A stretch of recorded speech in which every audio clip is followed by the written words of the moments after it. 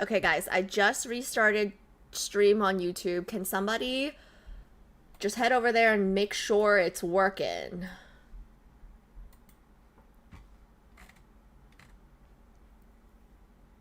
Join all the aunties dancing. You'll fit in perfectly. They're not square dancing at the park there, cat.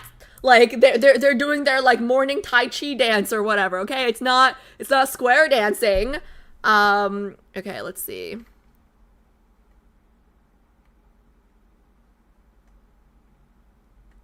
I got the YouTube notification. It works. Amazing. Thank you, Loxy.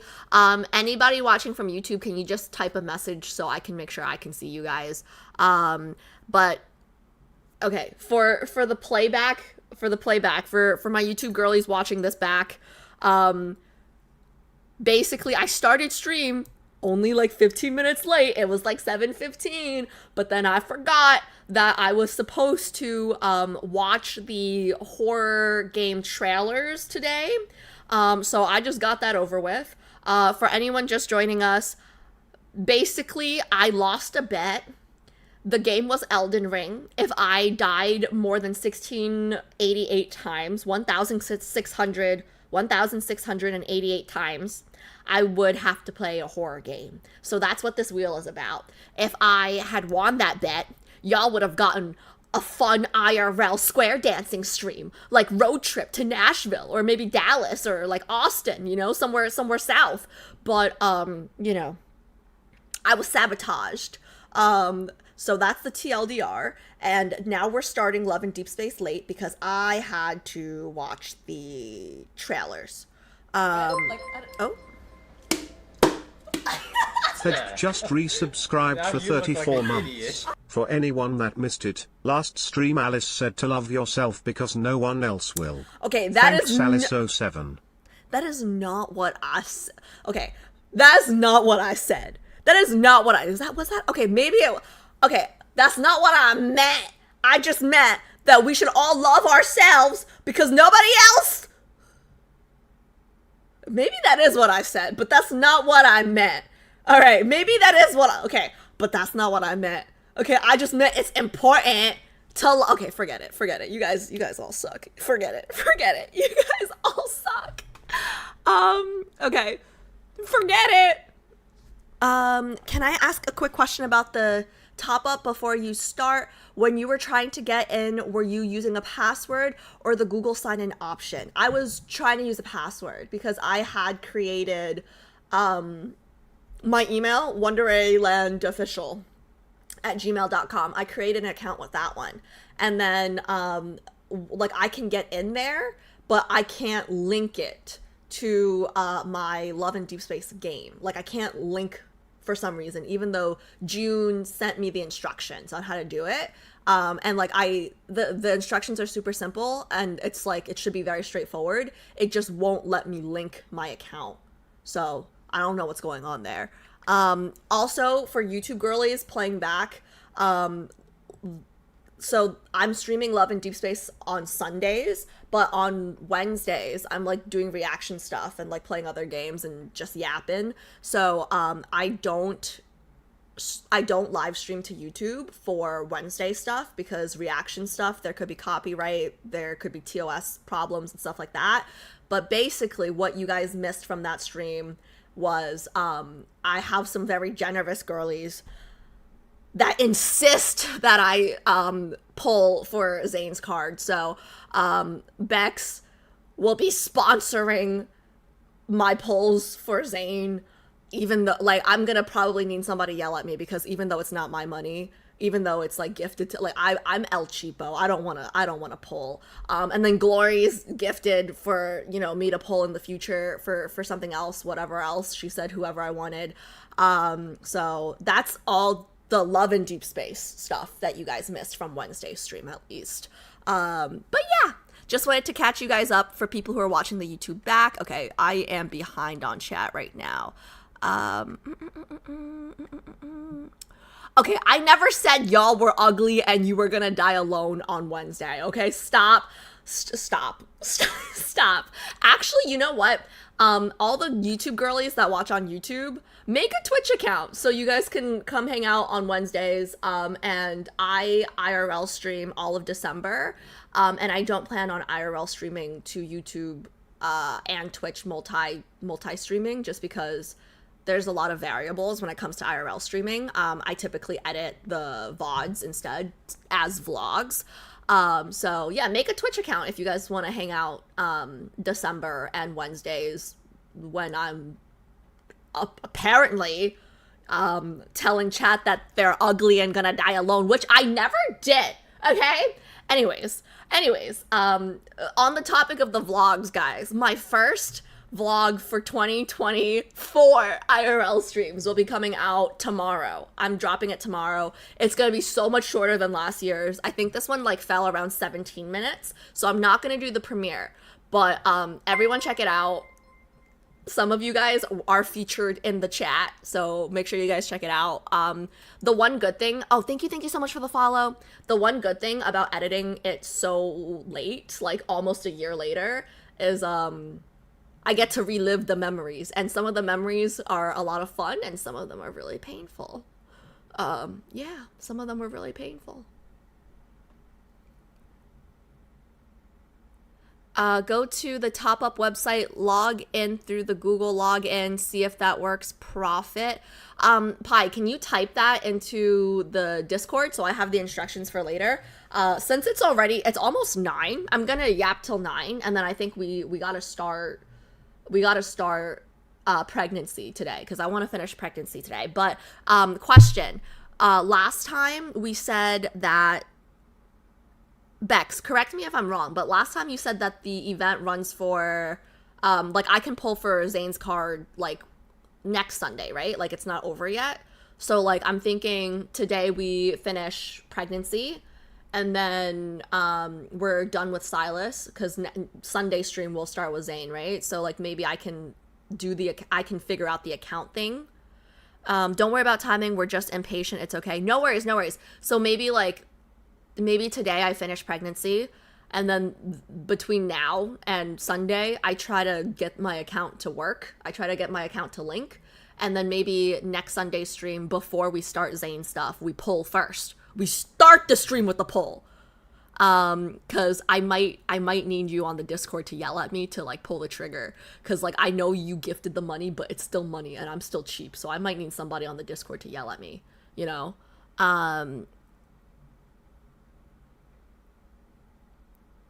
Next stream will be Wednesday, but I'll probably just be yapping and like reacting and yapping. We yap about lads on Wednesday too, honestly, but like I don't know, the pacing right now, like I might add streams after October 15th, after like my busy season for work is over. But the once a week pace is actually better for my shorts editing right now. Oh my gosh, speaking about my shorts editing, I will also say I like doing them on Sundays because I know Adri can join us. But besides that, my shorts editing, guys, thank you guys so much for everyone who liked the shorts on Instagram after I asked you to. I kind of give up on the Instagram algo because there was at least like 30 of you guys that like thumbs it up after I asked you guys to in the Discord, and the algo still did nothing for that video. But here's the crazy thing, okay? On YouTube, I have lad shorts that are, my lad shorts on YouTube are consistently getting like decent numbers, but on TikTok, the same video, like, there's one video of Sylus that's like 45K right now that has literally like 200 on Instagram. So I think I just give up on Instagram. I think I might stop posting lads content on Instagram. Yeah, I just wanted to say thank you because a lot of you guys did show up for that last one, and it's just the algo doesn't like lads there. So I might just stick to TikTok and YouTube. But we'll see. TikTok is way better. Yeah, but I don't think it will be anymore. I don't know what's gonna happen with because I think they're trying to do like the TikTok USA like spin-off, like whatever you want to call it. I don't know the details. I don't think anybody knows the details right now. But I will probably, like, if I have to create a new TikTok account and start at 0, I will probably not do that. So I'm kind of hoping Instagram algo picks up on my lad stuff, because there's a chance that I might be off of TikTok once the spinoff happens, if that makes sense.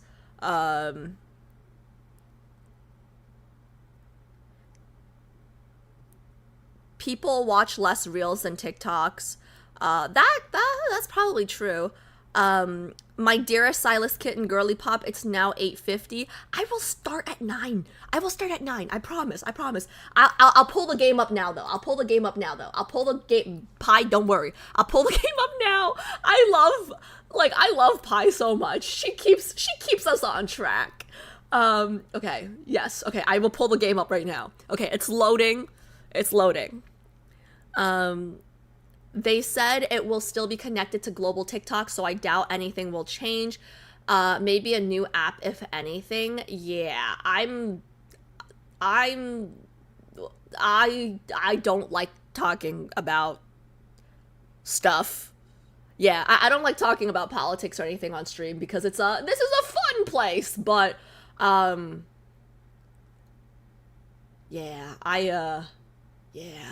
we'll see. We'll see. Like, if they make me, like, if I have to start my account over, I will probably not be on there. But if I don't have to start my account over, like, I'll keep it up. I'll see what's up, you know, like, if anything changes or whatever. But I don't know. I prefer Instagram anyways, just because I feel like my stories on TikTok, nobody looks at my stories on TikTok. I don't know why. Instagram stories, everybody looks at Instagram stories. So, like, for my IRL trip in December, like my traveling stuff, I want to post stories for days that I don't stream, or even days that I do stream, because I actually kind of like the story archive feature. Like, you know, I get, like, you know, 1 year ago you were doing this. I kind of like that. On TikTok, nobody looks at it. On Instagram, everybody looks at my story. I like that. So I'm still leaning towards Instagram. I really want Instagram to pick up on my Love and Deepspace stuff, though, but can't have everything. Let's see.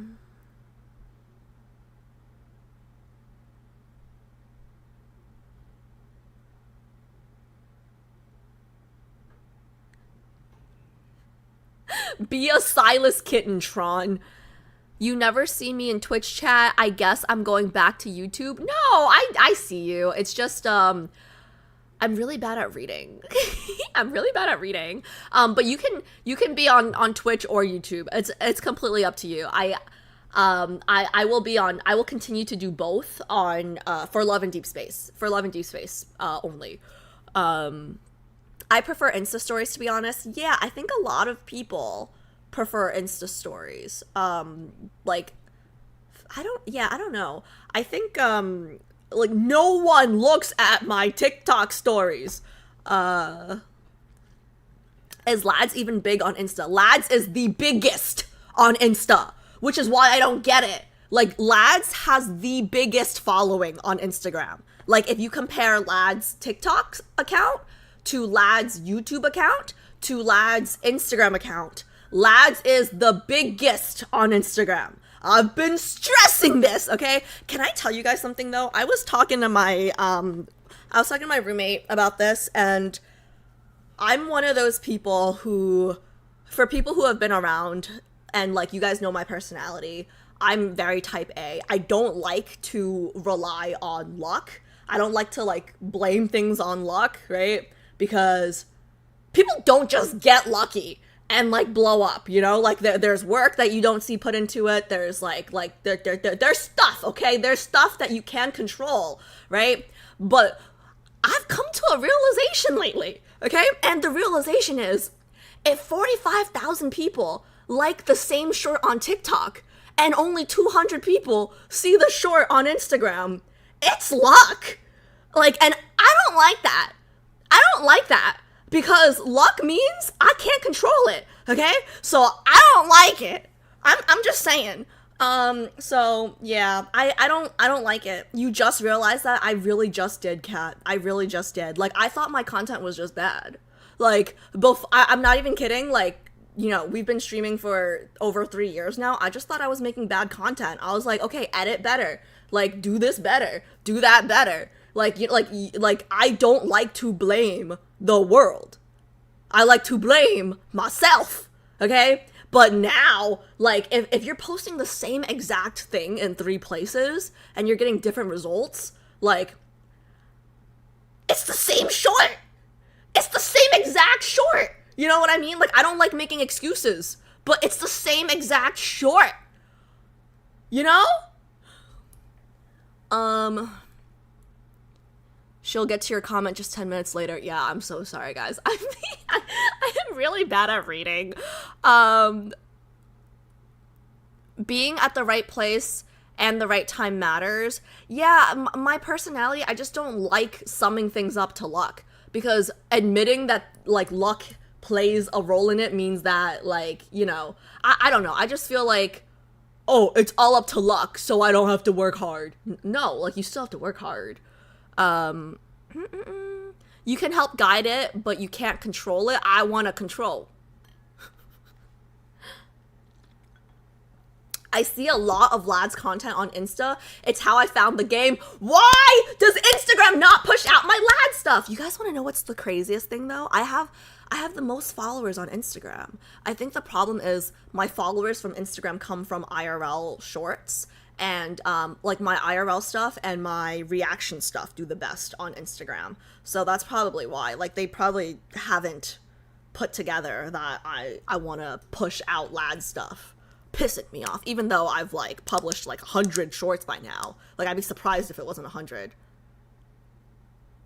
Anyways, guys, moving on. I just wanted to tell you guys that I appreciate those of you guys who liked on Insta when I asked, and then you know, I appreciate the support, but y'all might not see me on Insta doing lad stuff anymore. So let me see. I somehow made my Instagram algo to show me a lot of hot men. That's how Sylus appeared and I found the game. I'm dead. Can I tell you something? My Instagram algo, it shows me a lot of hot women. Like OF, like, girlies. And I don't know why, because I'm straight, you know? It's still better to upload everywhere because it's not good to keep all your eggs in one basket. I guess that's true. But, like, I don't know, man. It's, like, it's demoralizing when, like, you see one short get 45,000 views on one platform and then 200 views on another. Like, it's like, I don't like these numbers, you know? By the way, Alice, you have 4 minutes. Oh, shit.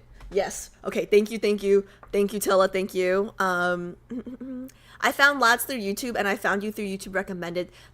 Thanks! Yeah, YouTube, like, I have a different problem with YouTube, okay? So tomorrow, guys, I'm gonna remind you guys in the Discord, but my first vlog from last year's IRL stream was coming out tomorrow. I'm expecting that one to tank because it's not Love and Deepspace.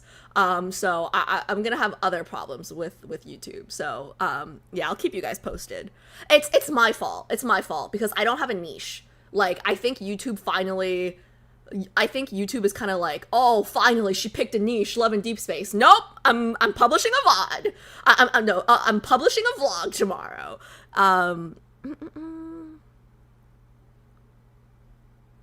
You're straight, but your favorite streamer is Amaranth. I haven't seen Amaranth in a while. Listen, she's not my favorite streamer. I just really respect the work ethic. Okay, like, when I first started streaming, right, when I was first on Twitch, homegirl was streaming 24/7. Like, say what you will about her, right? I respect the hustle, you know? Mine is just mixed with both men and women. On IG, algo, struggle of social media, at least it's not 200 views on every platform.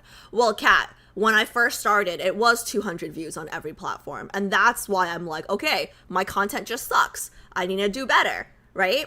But now I know it's not me, which is worse. Like, I'd rather it be me, you know, because if it's me, I can improve. Like I can work on myself. But if it's just the algo, like, I can't control that. I can't improve that. Like, that's what drives me insane.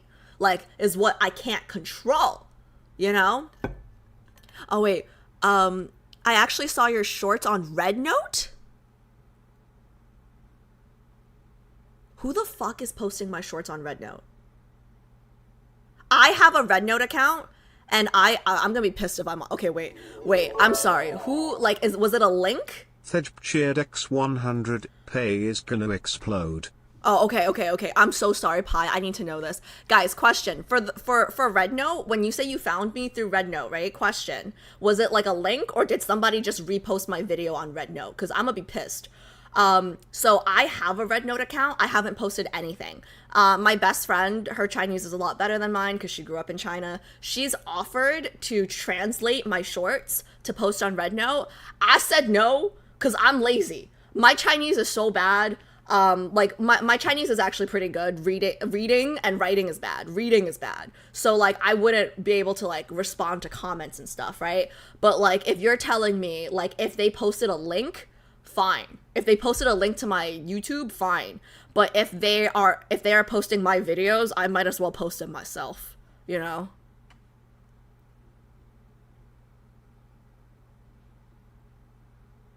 I gotta read faster. There's so many. I gotta read faster. Okay, Pi, I see you. I see you, girl. Alice joined Red Note. I've had Red Note for a while. Like Xiaohongshu, like I'm Chinese. I'm just not good at reading. Lads Committee has whispered very silently and discreetly that you should probs only try to finish until part 5 or 6 and end with Sylus Timelock Key. Why? What does that mean? I don't understand. What does that mean?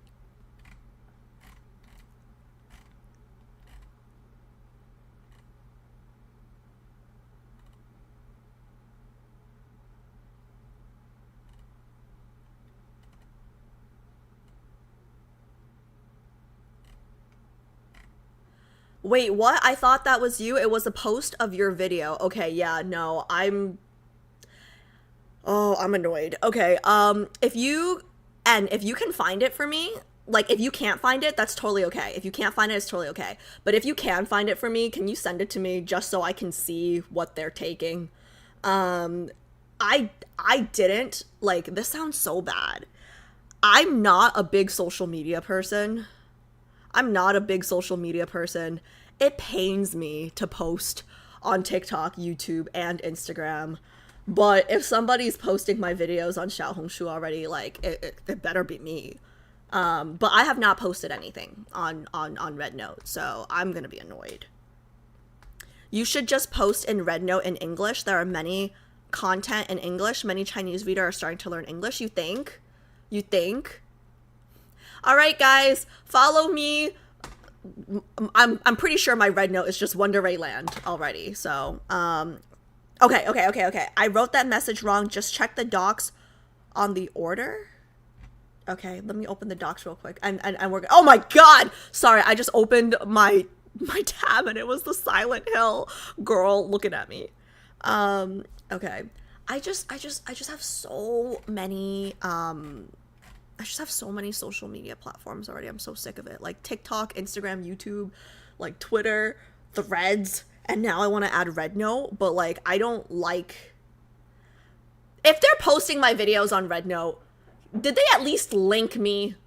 Like as long, like I don't even care. Like as long as they link me, I'm okay. Can you make money on Red Note? Ah! Okay. Can I even make money on Red Note? I don't think so. Okay, I'm looking at the guide right now.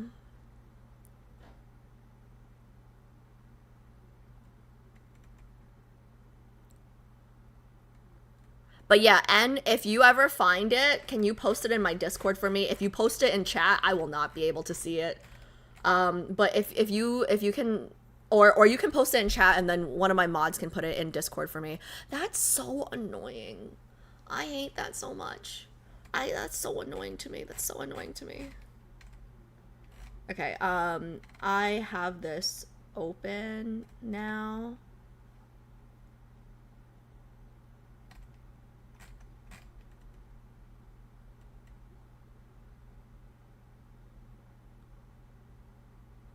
I don't see anything updated. I just see Death and Rebirth main story, and then as number 47, and then 48 is, oh, check wish list. Check wish list. Hold on. Death and Rebirth pregnancy. Okay, chapter 2, part 1 to part 6, Timelock Key, and then part 7 to 9. Oh, okay. What's the logic behind it? I mean, I'm gonna listen to you guys. You guys are my boss, so but what's the logic behind that? Okay, I'm opening the game now.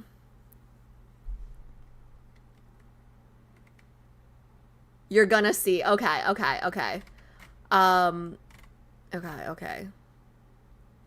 But yeah, guys, I can't get mad at people posting my stuff because I do reaction content, right? I would just get mad if the copy accounts get more views than my real account. That's the only reason I would get mad, okay? Like, if I get 45,000 views and you get 44, I'm okay with it, you know? Or, like, just change something, you know? Like, you can use my video, just change it. Like, oh my gosh, like Manat, like, I loved how she used my voice and then, like, did, like, the drawing thing, you know? Like, just be fucking creative! Or at least pay me for my face because my mom is asking for royalties now! She's kind of making fun of me. She still doesn't believe you guys exist.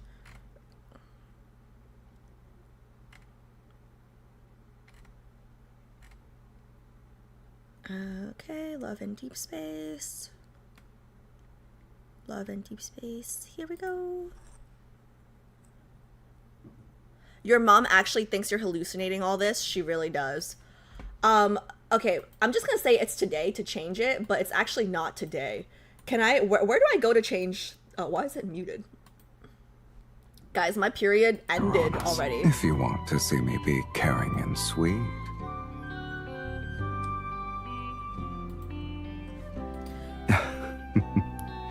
Well, are you satisfied? I have to change my period. I have to change my period on here later. Okay, I'm checking my mail now, okay? I see you, Pi. I see you, girl. I'm checking my mail now.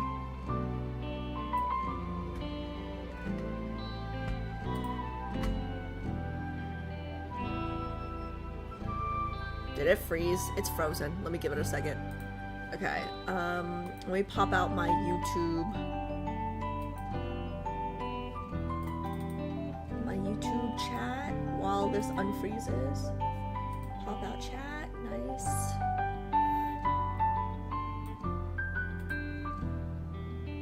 You know what? You guys think I can post it without translating on Red Note? Maybe I will if I don't have to translate. I just didn't want to give my friend work. Okay, here we go. So this.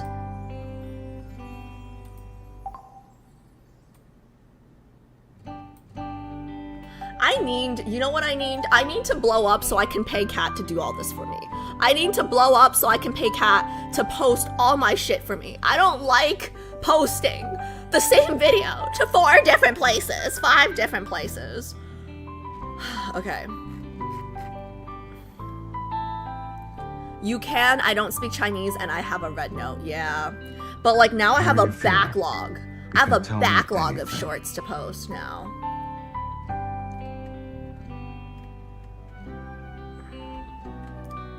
You can go viral, then hire a media manager. Kat, that's you, bro. Voluntold. Actually, you know what Kat is? Kat might not be best suited to be my media manager. Kat would be like my, what's it called? public relations manager. Like, you know, when I say something that's about to get me canceled, like, he's the guy that comes in and is like, no, that's not what she meant. Like, she meant something else. No need to be She meant scared. something politically Give me a correct. Heads up before I touch you. Like right now, for instance. Okay, guys, I'm gonna go straight into okay? Cat is gonna have his job cut out for him. Yeah. I'll pay well, though. If I make money. If I don't make money, I will not pay well. What's well? It depends on how much I make.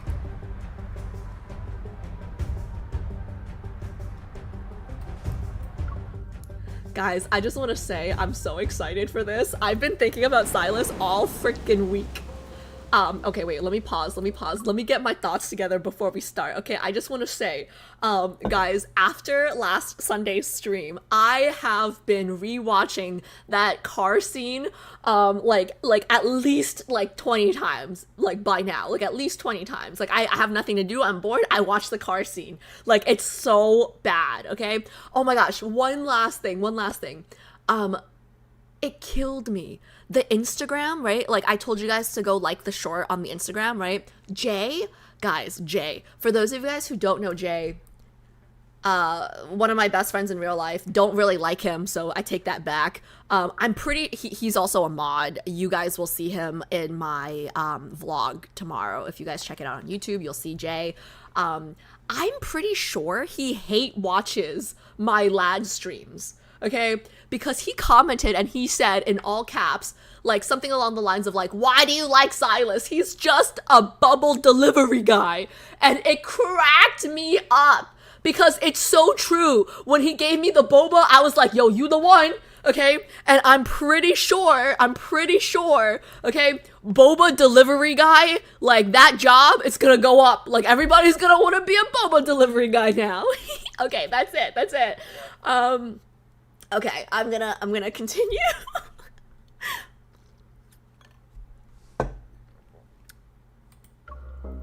As the protofield dissipates, the massive wanderer vanishes with it.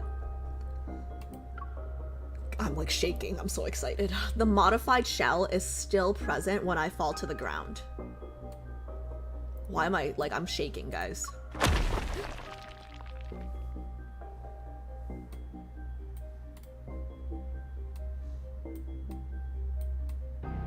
Oh, one last thing I want to tell you guys about. I was telling my lads committee about this fear of mine. I have a really big fear. Homecoming chicken wings, right? After part 1 of Homecoming chicken wings, I was prepared to declare Caleb my main. And then after part 2 of Homecoming chicken wings, I was not. So I actually have a fear that this part 2 is gonna make I'm afraid history will repeat itself. Is what I'm saying. I'm afraid that by the end of this, I'm gonna have to take back, you know. Yeah, let's see. The arena's floor gives way because of the impact. I plunge into the boundless darkness along with the debris. Oh wait, let me just make sure audio is good. Okay, yeah, audio should be good. I didn't change anything. My descent ends with a violent crash. Clouds of dust billow out around me. My entire body feels shattered. Waves of pain slam into me. I wish Sylus would slam into me. My right arm, I can barely move it. Please don't be broken. Clutching my stiff right shoulder, I squeeze through the cracks of the broken shell. A beam of light streams down through the hole above. It illuminates my position and reveals I'm in the middle of a towering corridor. Where's Sylus? The floor was completely destroyed. I wonder if he also fell down. Sylus? Sylus? Where'd he go? No response. We're separated? I hope he's okay. Girl, you better hope you're okay. Suddenly, I feel a faint tremor in my chest. I whip my head toward the end of the corridor. Its source is there. Is it the old man? The vibration is soothing, and it gradually syncs with my heartbeat. My feet start moving on their own. It's as if someone is pulling invisible strings. I'm drawn toward the... I'm ESL! Can't read that fast. It's as if someone is pulling invisible strings. I'm drawn toward the darkness that lies ahead. Oh, okay.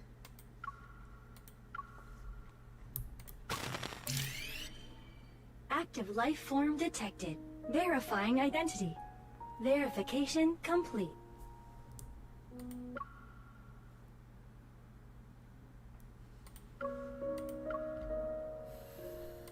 Welcome back. 0. Welcome back? So is this the place that hot sounding lady said that we met before? I forgot the name already. The sudden system malfunction warps the announcement into eerie static. It echoes between the high walls of the corridor. Welcome back, researcher Wesley. Who the fuck? I mean, sorry, I'm on YouTube. Who the heck? Welcome back, researcher Dimitri. Dimitri's the old guy. Ooh, was he my grandma's lover? Do I call him granddaddy? Dimitri, I'm surprised for a moment, but the name fails to stir any significant emotions. What was the other name? Dimitri Westley. Westley? I've not heard of a Wesley. Okay. I knew he was someone important. Welcome back, researcher Josephine. That's my grandma. Who's Wesley, though?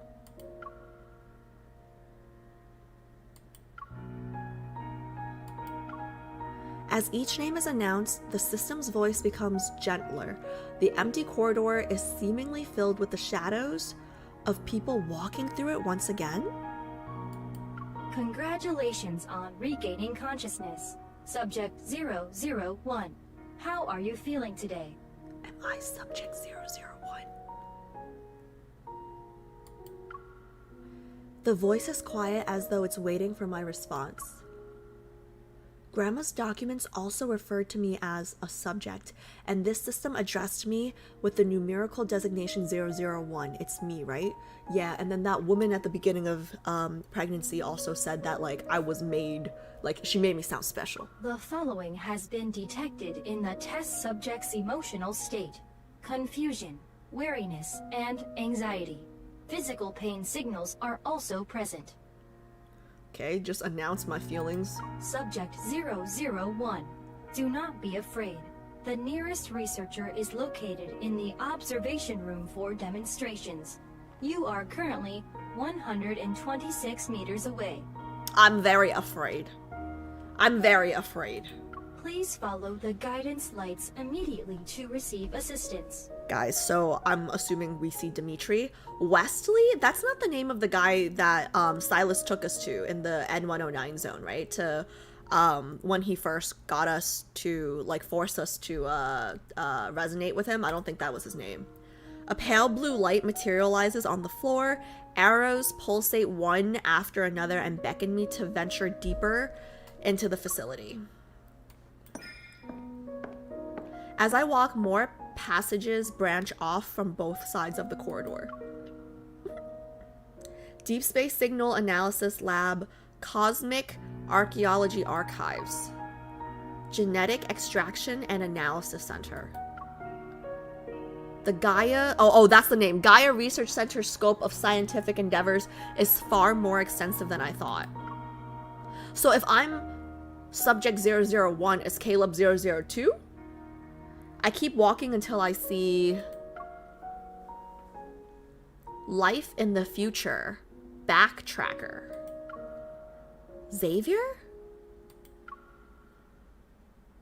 Life from a higher plane of existence, emissary of the divine. Life from the ancient, Lumerians, okay, so Raph? Wait, what is going on? Life in the future. Backtracker. Xavier. Life from a higher plane of existence. Emissary of the divine. That's Zane, right? The prophet? It has to be Zane. Emissary of the divine has to be the tower, right? Life of the ancient ocean Lemurian civilization has to be Raph. But why is there all this information in here? Don't tell me Raphael is also... We're all test subjects? Ain't no way! We're all test subjects? The labels point to different corridors, and each corridor houses a unique, specialized research team. No way. So I'm not special.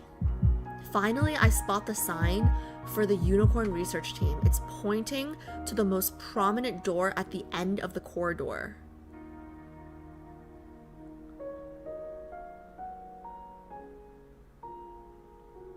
Guys, we're all test subjects? My heart pounds in my chest. The truth I've been waiting for is within reach, yet I'm hesitant. I'm suddenly afraid of facing my past. Maybe this is just a trap. Yeah, just like Doki Doki. But I've come too far to turn back now. I press my hand against the sensor in the center of the door.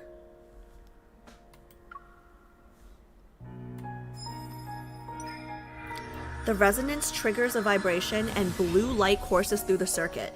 It illuminates the massive door that has been dormant for so long. The heavy metal doors slide apart and warm light pours in. I turn my head away and raise my hand to shield my eyes. What game are we playing today? Whose voice is that?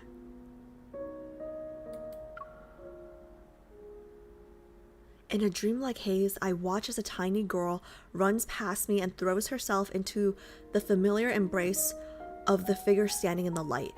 The voice sounded like MC, but younger. Grandma. I take half a step back and rub my eyes. The vision vanishes along with the warm light.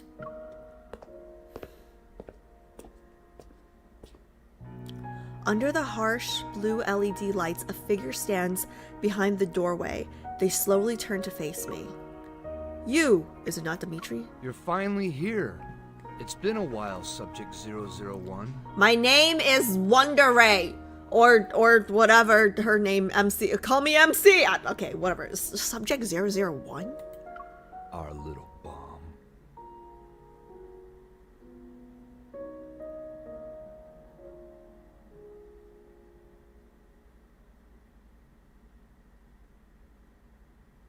I'm a bomb?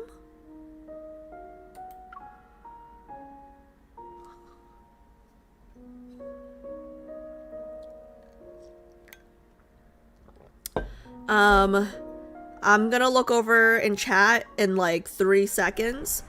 Make sure any spoilers are gone, please. I just want to say, like, I got good vibes from the old man when he was guiding us through the fighting zone in part 1, but now it's kind of like weird. I don't know, like maybe I just have a soft spot for old people, but I don't know, like it's not adding up right now. Okay, I'm gonna look over in like 3 seconds, okay? 3, 2, 1. Make sure any spoilers are gone. What did you think? I don't know. Right now, what I like, again, no spoilers, chat. I ask a lot of questions. I talk to myself a lot, but no spoilers, please. I like to figure things out myself, but right now, it seems like I'm a test subject and all my boyfriends are test subjects too. Like, it doesn't sound like it's just me. It also makes me wonder, the woman in part 1, was she a researcher? I don't know. JHP, okay, Caleb came back, all right. Hi,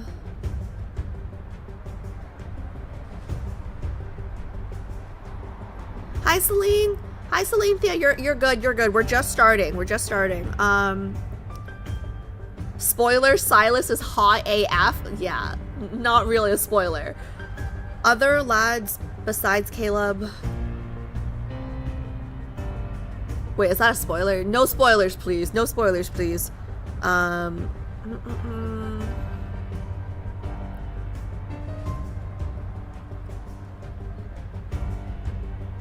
Okay. I'm locking in. You're right. Especially because we have to do the time lock thing. How long does that take? Okay, Dimitri.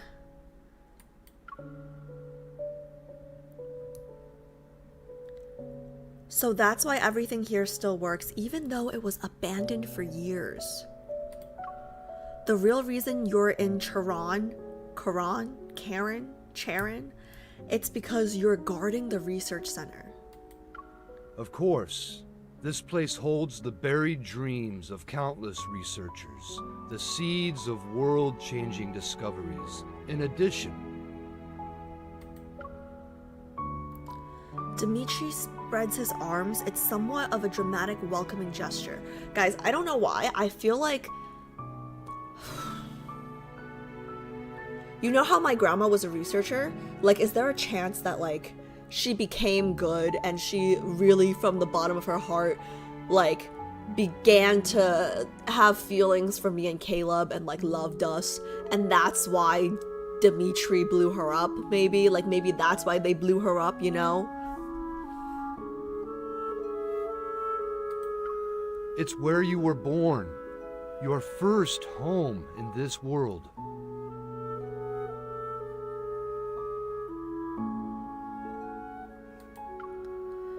I was born here.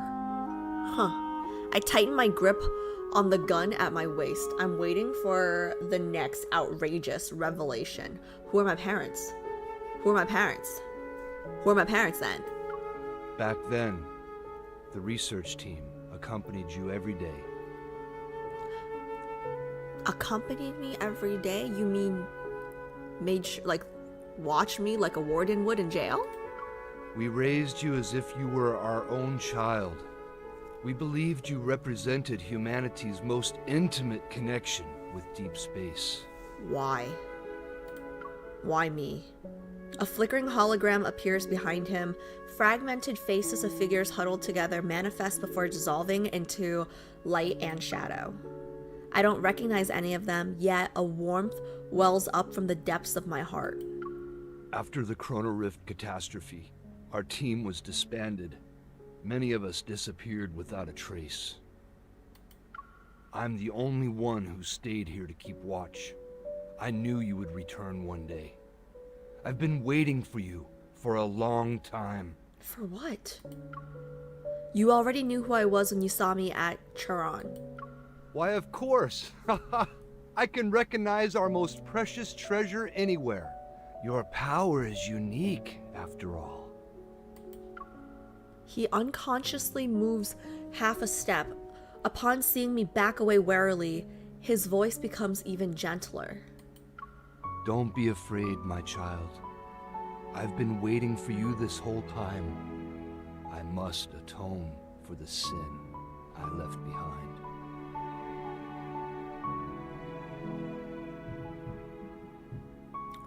What is the sin he left behind? I know you have many questions. Go ahead. Ask them. I'll tell you everything you want to know. Guys, he doesn't seem like a bad person to me. I don't know. Seeing the sincerity in his eyes, I hesitate. Should I ask him a question? I might be close to the truth this time. I need to hear what he has to say.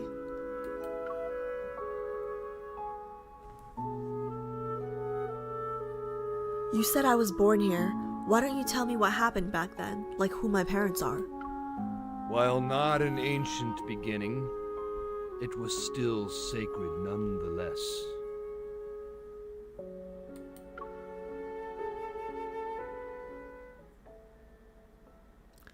A hologram of an energy graph depicting the process of planetary evolution appears in the center of the runes. Planets are born and eventually they die. Then they're reborn only to die again.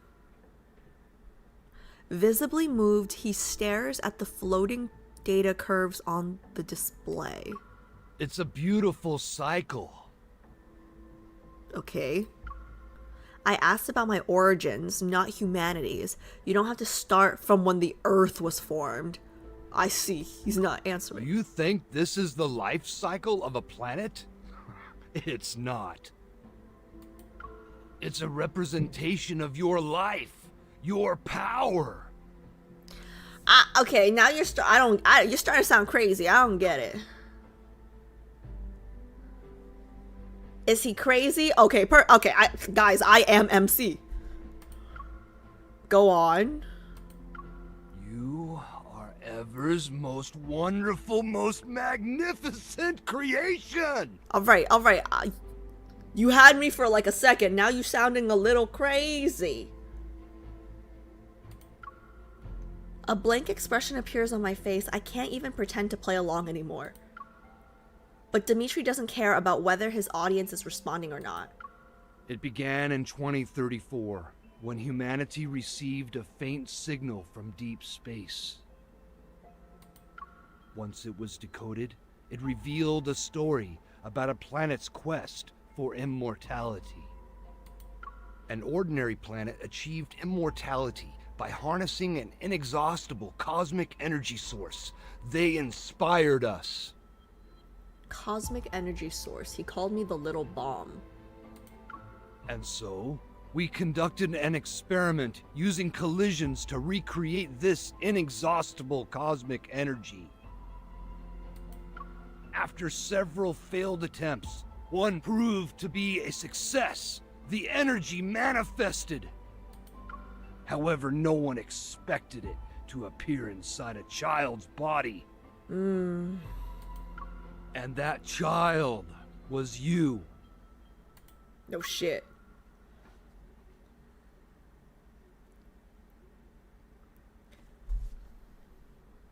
An ordinary planet achieved immortality by harnessing an inexhaustible cosmic energy source. Are they talking about Xavier's planet? They inspired us. Like, is this Xavier's lore, or am I crazy? Philos? Are they talking about Philos? An ordinary planet achieved immortality by harnessing an inexhaustible cosmic energy source. Inexhaustible cosmic... It was feeding humans. Huh. We conducted an experiment using collisions to create the cosmic energy. Okay. After several failed attempts... Appear inside child... I mean, it was the same with Philos. Like, to sacrifice, I think if they sacrificed MC, they wouldn't have to keep feeding humans, right? That's, if I remember correctly. Okay, keep it trucking. The powerful energy fluctuations we were waiting for, they came from you. The power was impossible to analyze and measure. It only grew stronger as time passed. It grew like a planet and reached its peak on day 27. Then it started to decay on day 36. On day 41, it disappeared completely, dead. Then it was followed by an explosion.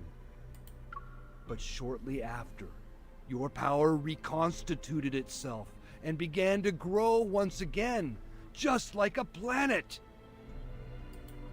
Therefore, we believe the power of the Aether core within your body is equivalent to the energy of a planet.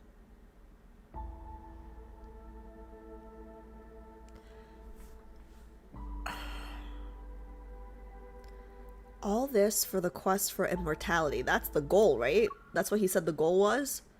Just to live forever?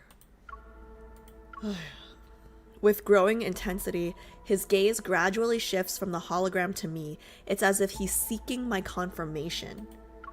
She doesn't remember shit.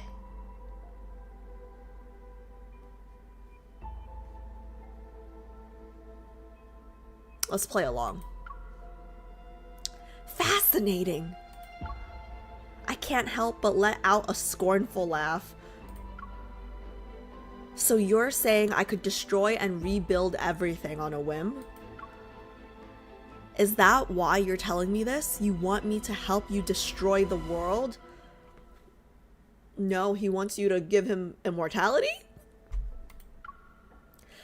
Dimitri's outstretched arms are slowly lowered as a look of dejection appears on his face. Why do I feel like this is going to come at the cost of my life? I don't blame you for being skeptical. Even we who witnessed your birth firsthand were at a loss. Who birthed me? Who birthed me, though? We didn't know if we should let you grow up like a normal person or use you as a resource. Okay, but I'm a human being, bro. What do you mean? And a baby. Like, what the damn hell? We didn't know if we should let you grow up like a normal person or use you as a resource. Who are you, Jesus? Like, God, like what? A baby? Hello? Would this immense power lead to catastrophe? Ah, there goes that caring facade. Took you long enough. Referring to this place as my first home, it's a jail, bro. It's a jail. And talking about a magnificent creation, in the end, it was about making a massive profit. Even in the ramblings of a madman, fragments of truth lie hidden beneath insanity. Ooh, that's kind of deep. Fragments of truth lie hidden beneath insanity. From his words, I can piece together whatever wanted to obtain via unicorn. They desired a new kind of energy that was far more powerful and plentiful than Earth's natural resources and protocore energy. Maybe that was when Ever set their sights on the ether core. You have no idea what kind of temptation lay before us back then. Bro, get a grip. You sound insane. At least talk in a normal voice. You sound insane. While Dimitri is engrossed in his fervent monologue, I keep an eye on his unstable state. I also use this as an opportunity to examine the laboratory. We had countless debates. The Chrono Rift catastrophe struck when we were in the middle of our endless back and forth. And then it happened. It will always be the most regrettable thing I've ever done. I can never make up for it in this life. My career, my dreams, my colleagues. Those days we spent to achieve our goals. Something's wrong with him. No shit. My gaze quickly shifts to the control panel. Some distance away from Dimitri, I discreetly get ready to use my evol. It's over. It's truly over! Seemingly drowning in penance, Dimitri falls to his knees and triggers a hidden mechanism. A surge of energy rises from below. The large laboratory begins to shake as the rails rattle. Wait, it's not the laboratory that's shaking. Sensing movement beneath my feet, I quickly back away, but I slam into a wall instead of finding the door. A massive, curved glass panel had silently descended behind me. Its cold surface blocks my escape route.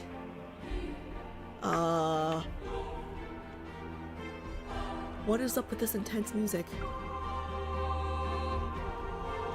I've barely pulled out my gun when curved glass panels, previously suspended above and diagonally in front of me, descended. The panels are about to create the perfect cage. I'll be stuck inside the spherical chamber like an insect preserved in amber. Alright, you're not a kid anymore. You're a top hunter, right? It's a mechanical trap. I had walked into the jaws of a beast as soon as I stepped through the laboratory doors. on now! Fix our mistakes! Go on! Go! With steady hands, I slip a small explosive charge into the last remaining gap before the glass panels seal themselves. Then I get down on the ground as fast as I can. Shockwaves, oh my god, what's up with this game and explosions, man? Shockwaves reverberate throughout the spherical chamber. A strong force strikes my head. In spite of the pain, however, I hear the rails get jammed for a split second. I charge towards the explosion site without a second thought. Using my momentum, I smash my gun against the area where the glass panels meet. The impact forcibly opens a narrow gap barely half a palm wide. I immediately raise my gun to shoot. The bullets hit the area near Dimitri's feet, but they fail to stop whatever switch he activated. I aim my gun at him. A familiar energy emanates from the darkness behind Dimitri. It has to be Sylus, right? As he stands up, my instincts scream at the new threat. I open fire. Where's my boyfriend? Where's my boyfriend?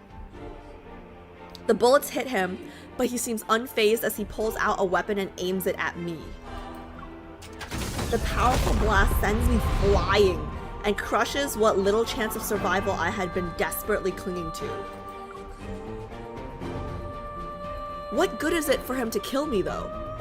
I'm gonna keep going, chat. But like, what good does it do to kill me? Correcting a right doesn't mean, like, kill me, right?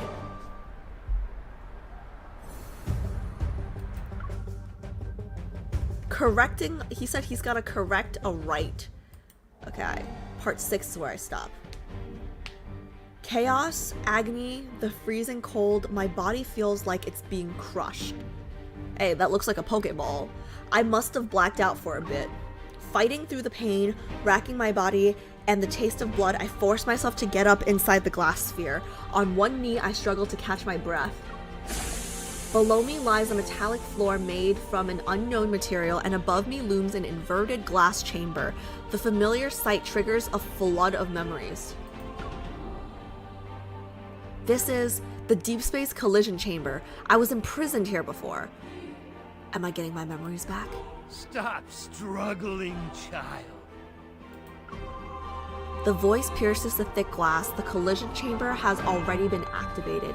It's now floating 6 feet off the ground. Dimitri stands below, and the controller in his hand is stained with blood. I already obtained the current data on your eval while you were in battle. He was watching us. He raises a chip in his hand. That's why Sylus wouldn't sleep with me.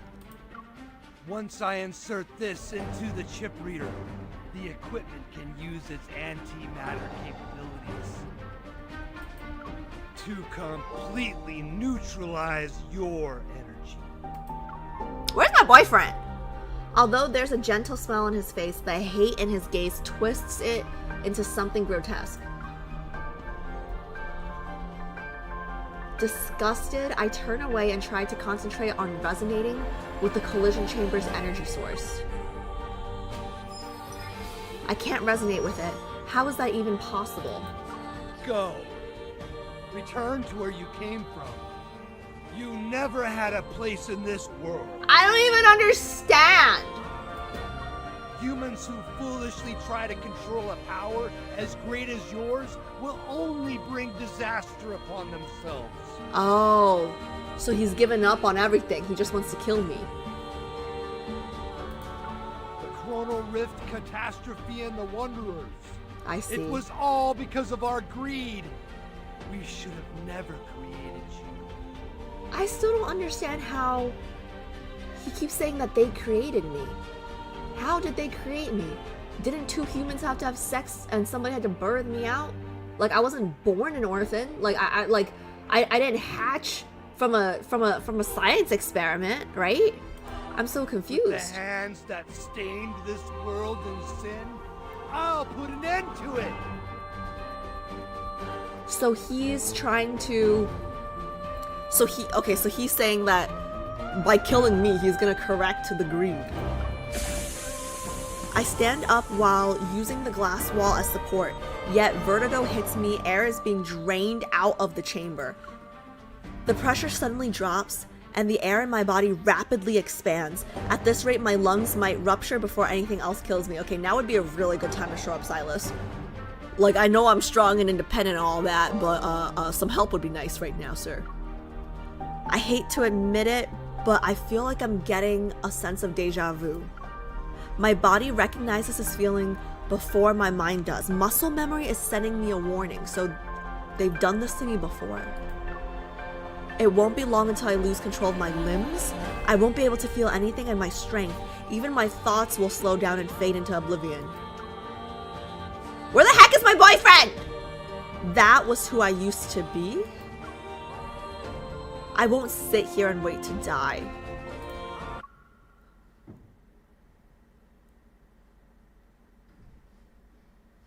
Huh. So this has happened to her before. Won't be able to feel anything.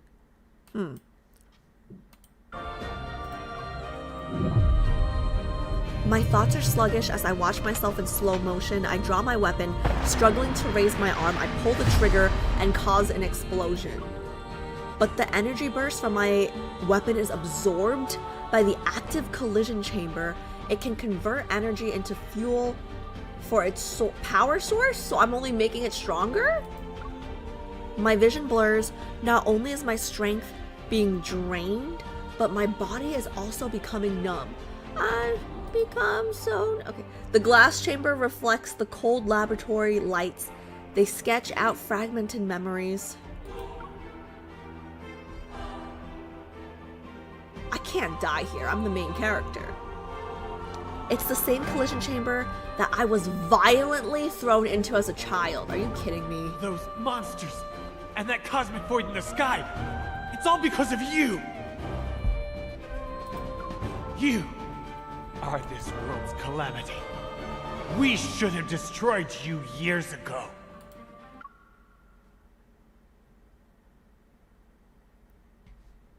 Why am I to blame?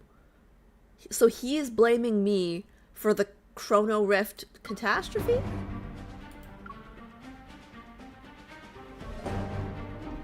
I've experienced this before. It was him at that time too. Oh my god.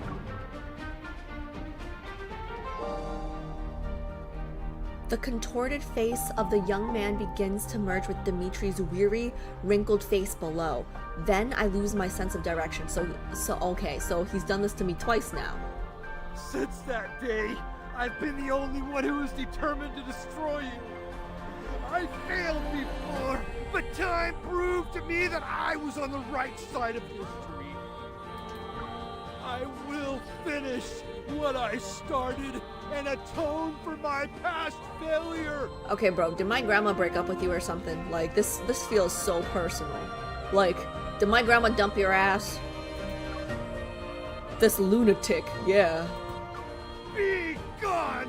Go back to where you came from! Just die already! I refuse to let this maniac kill me. That's great, girly, but you gotta do something. Like, I mean, it'd be nice if Sylus came, but it'd be nicer if we could, you know, save ourselves. A powerful resonance resounds and builds within the chamber. It syncs up with the tremors deep within my heart. I desperately try to maintain control. I'm attempting to seal the weak spots the echoes create, but I'm fighting a losing battle. How did I get out the first time? He tried to kill me before, doing the same exact thing. How did I get out the first time? The resonance's energy hums and shatters. And yo, this music is epic. This music is epic, guys. The resonance's energy hums and shatters invisible chains. My consciousness breaks free from its physical cage, and my soul rapidly surges forth. I'm getting goosebumps is what I'm getting. My consciousness disperses. With the energy burst, countless reverberations echo across this planet.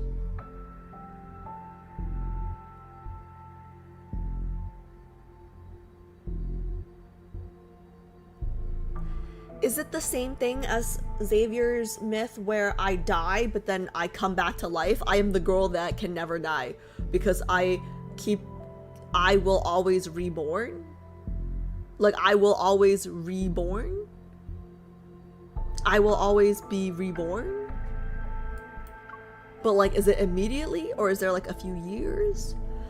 And from deep space, a mysterious connection descends. My awareness gradually fades as my body feels weightless. The ethereal I appears once more. It devours me completely this time. It devours me completely this time.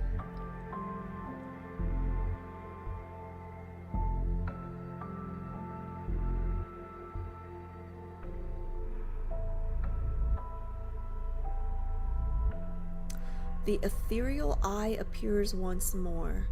It devours me completely this time. The ethereal I was what Sylus was looking for.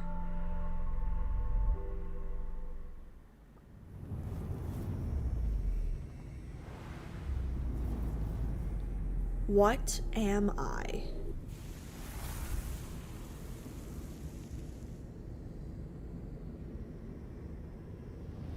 In boundless darkness, I drift through the cosmos. It's like I'm part of it. I am the cosmos. I see a planet on the brink of destruction and the different paths it could take. Some explode like tiny fireworks before their life could begin. Others are further along in their journey. However, all of them perish. And at the end of their lives, each planet collapses inwards. A tiny core takes its place. The one born from destruction. The Origo core? It silently floats in space. As energy stirs from its slumber, cosmic strings resonate with it, space-time twists and stretches. Everything and nothing has changed, okay?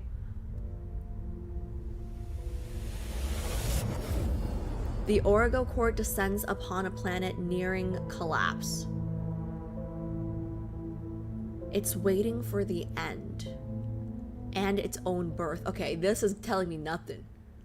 All I learned is Origo core. This told me nothing. All the sensations in my body disappear as the scene before me gradually fades into darkness. Like, what am I? What am I, though? Am I the core? Am I the Origo core? Is that what it's saying? I'm so confused.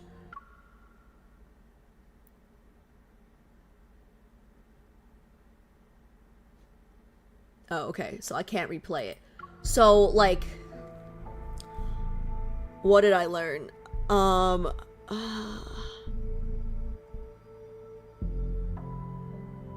What did I learn? It said, what am I?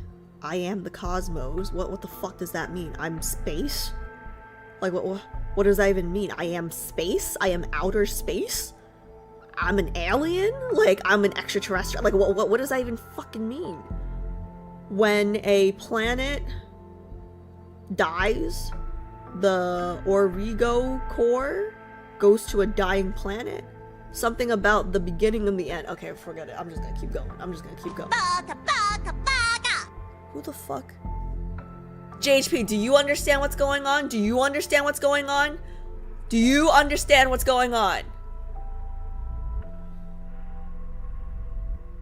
I'm afraid to look at chat because I'm scared of spoilers, but I'm pretty sure you don't understand what's going on. Because I don't understand what's going on. What the fuck is going on? I am the cosmos? Like, am I God? And that's why I'm allowed to have 5 boyfriends?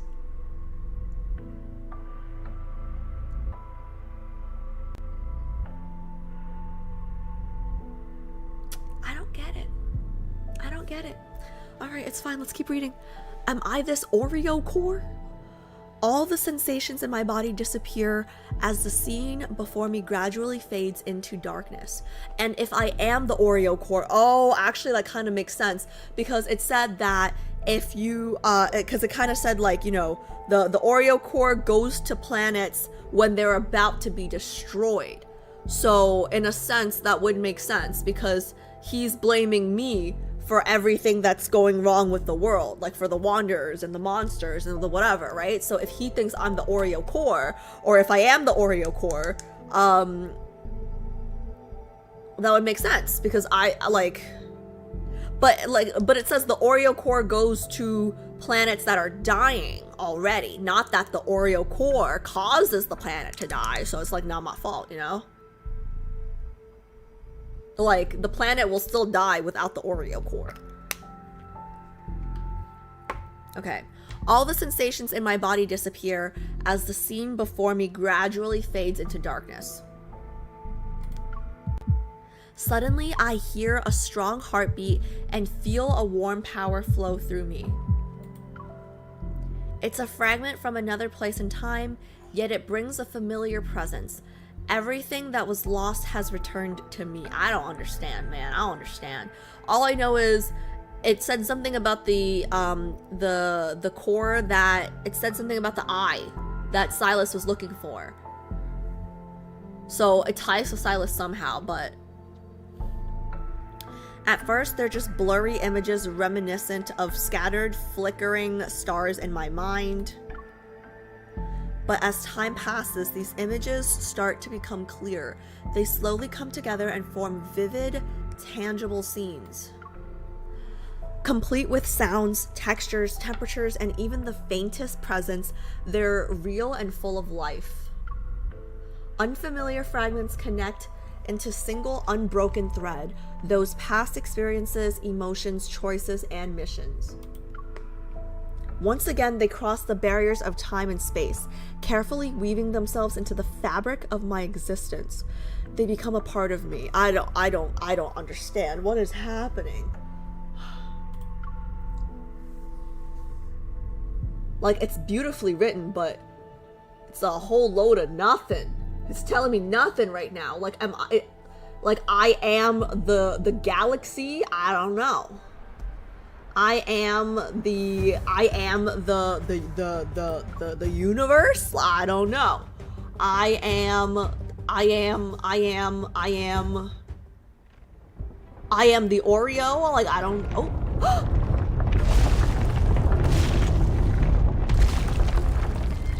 I'm saved!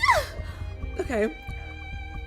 I suddenly break through the downpour of memories. My vision refocuses. Yeah, fuck feminism. He can save me. It's fine. I was gonna die. That familiar black-red mist envelops the area. I'm shielded from the falling rocks and steel beams.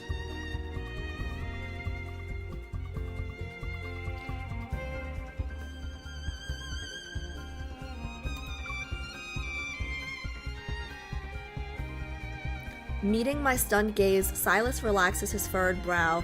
An amused smile appears on his face. Is now a time for like, you're amused right now? Nice explosion, little bomb.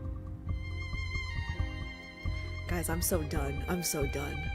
Guys, I'm so done. Guys, I'm so done. I like him so much. I'm so done. Okay. When Dimitri called me little bomb, I didn't like it. I didn't like it. But when he calls me little bomb, I'm like, yeah. I like it. Okay, Sylus. This place is collapsing. Give me your hand. I'll give you anything you want. The hand reaching out to me. Oh my god, he's so close. The hand reaching out to me now overlaps with the memory of that same hand breaking through the barrier many years ago. So he saved me last time too? He saved me last time too and I forgot him? How did I forget him? The hand reaching out to me now overlaps with the memory of that same hand breaking through the barrier many years ago. So he saved, this is the second time? Fragmented memories flood my mind, but there's no time to dwell on them now. I force my aching arm to move and grab his hand. Sylus yanks me out of the wreckage in one fluid motion. He secures his grip on my arm as he crouches. Keep your eyes open this time, kitten. Watch how we escape and... this time. Remember it well. Because I forgot it. How did I forget this? How the fuck did I forget this? Overwhelming power lifts him up. It manifests behind him like a fiend that crushes all obstacles in its way. Its wings have blocked out the heavens. Guys, I'm confused. If this has happened before, right? Why did he not warn us? Why did he not warn us that this was going to happen again? I guess he wanted us to remember on our own because he was going to save us anyways? I don't know, but like I feel like he should have warned me about Dimitri. We soar past the crumbling debris and fly away from the depths. Thunderous explosions echo below. Why did he not warn me? Standing at the edge of the arena, I finally see the full extent of destruction caused by my uncontrolled energy burst. I did all that? The entire central area has collapsed. Only a bottomless pit remains, its edges crumbling away. I leave Sylus aside as that strange, detached sensation gradually fades. Dimitri, bound by tendrils of black-red mists, is thrown down before us. Our deal is complete. Now surrender your soul. He made a deal with Dimitri? Monster! There are two of us here. Who are you referring to? His unfocused gaze can no longer locate his enemy as he desperately claws at the mist coiling around his neck. The terms of our deal haven't been fulfilled. Did he use me as a chess piece? I don't like that very much, but... I only agreed to bring her before you. Foolishness and arrogance aren't valid reasons to breach our contract. Sylus violently grabs Dimitri by the collar. The mist swiftly coils around the former researcher's neck. You underestimated how much she's grown. Look at you. Thinking she's still the little girl whose life you held carelessly in your hands. Yeah, defend my honor! Like every gambler who overestimates themselves, you are not as clever as you think you are. Yeah, you a fool! I know who's behind the antimatter. Let me go. Antimatter? With a contemptuous laugh, Sylus forcefully turns Dimitri's head to face me. Get a nice long look. It'll be your last. And do your best to remember the person who brought about your downfall. Die with a smile for us. All right?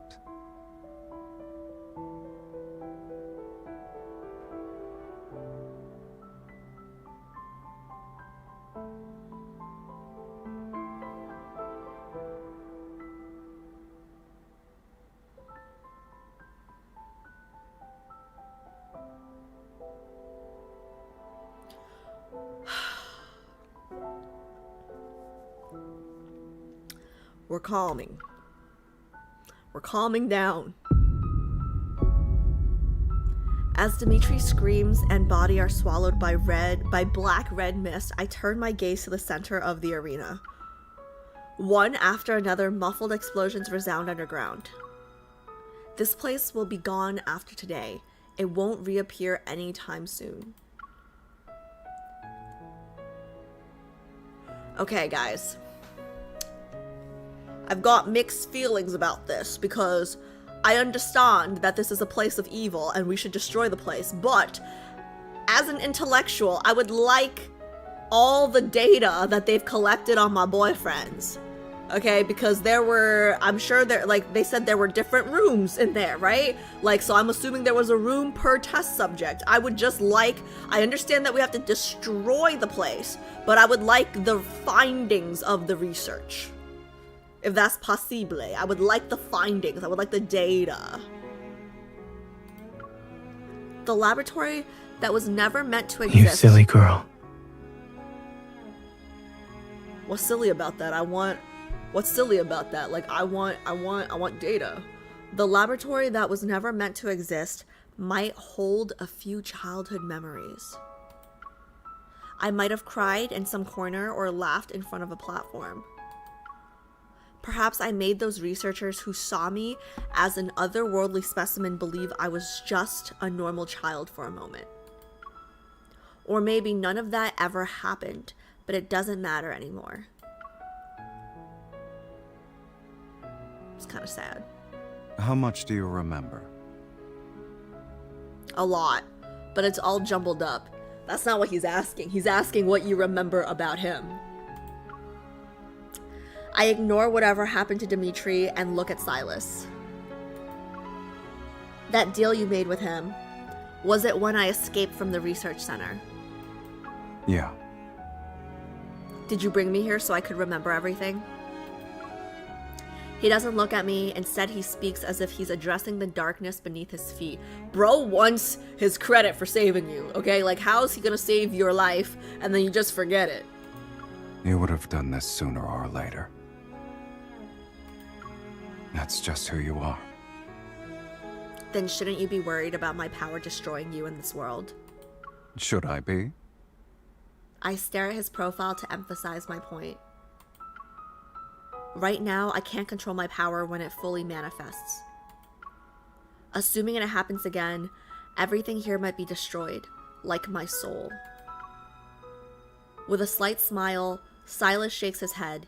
He raises his hand to draw my attention to something. A familiar linkage materializes between our wrists to bind us together. The red string, he could just... Sorry, but your soul doesn't have the privilege of leaving whenever it wants. I will keep you bound to me for all of eternity. Our connection transcends this place and this world.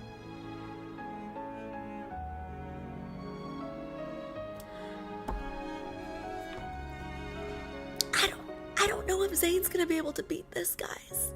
I don't know if Zane's gonna be able to beat this, guys. I'm so gone. Like, I don't know if, oh man. Oh man.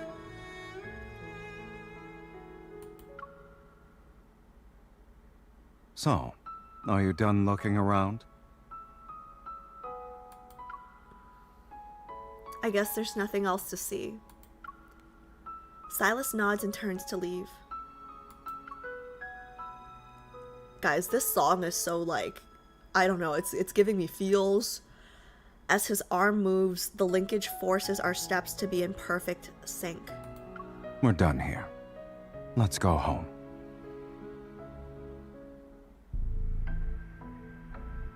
In the vast cosmos, my power has no starting point or destination. It appeared when the universe was created. It's a fundamental law etched into the fabric of existence.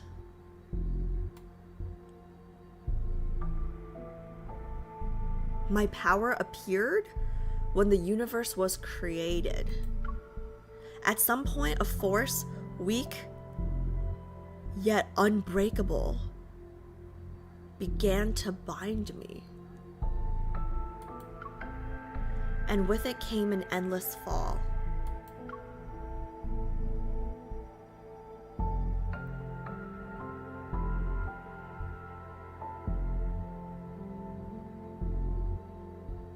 In a majestic arena floating among nebulae, a boy and girl stand. Soaked in blood, they're greeted by thunderous cheers.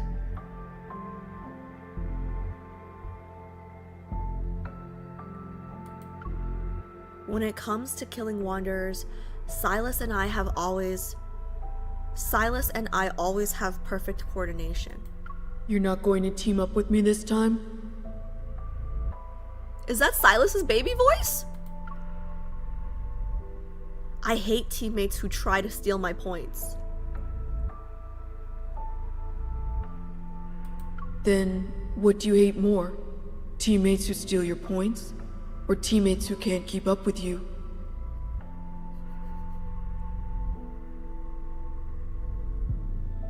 I don't know why. I don't know why. This just reminded me of G. Like, this is a G question. Like, I feel like this is me partnering up with G and J all the damn time. It's like they take all my points. But I don't want to partner with someone who can't keep up. You're so annoying. If you steal my points again, I'm throwing you into Tartarus. Okay. Give me your hand. We're a team now. Yeah.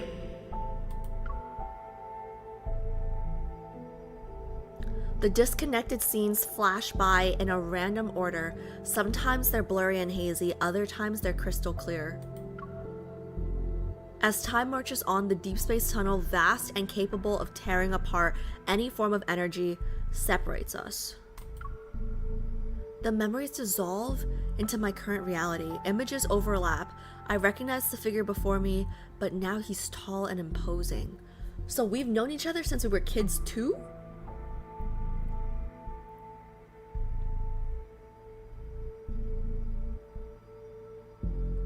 Who the fuck did I not know as a kid then? I saved Raph as a kid, and he fell in love with me and visited every year where we're supposed to meet. I grew up with Caleb. Zane was a childhood friend. Xavier and I were classmates. Like, who the fuck did I not grow up with? He descends with his fierce pride. Below the sky, he materializes before me.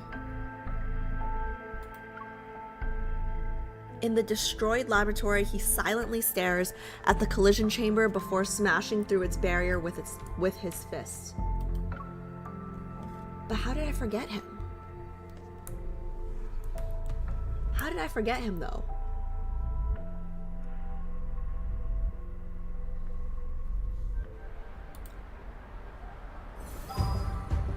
Okay, so I have to finish part 6. Okay, I'm gonna keep going, guys. I'll pause to read chat after 6, because after 6 we're doing the time lock thing, right? Yeah. Okay. Guys, we're home. In the timeless N109 zone, I fall into a deep, dreamless slumber. When I finally open my eyes again, it takes me a while to reorient myself. I stare at the intricate patterns on the ceiling for a long time before a single fact slowly dawns on me. I'm alive.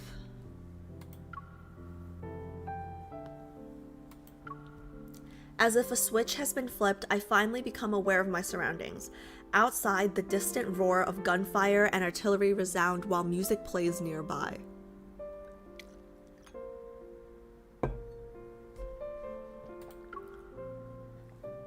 Didn't the Zion hunt end? What's up, buddy? Mifi, what are you? Was it what or why? What? Okay, what are you?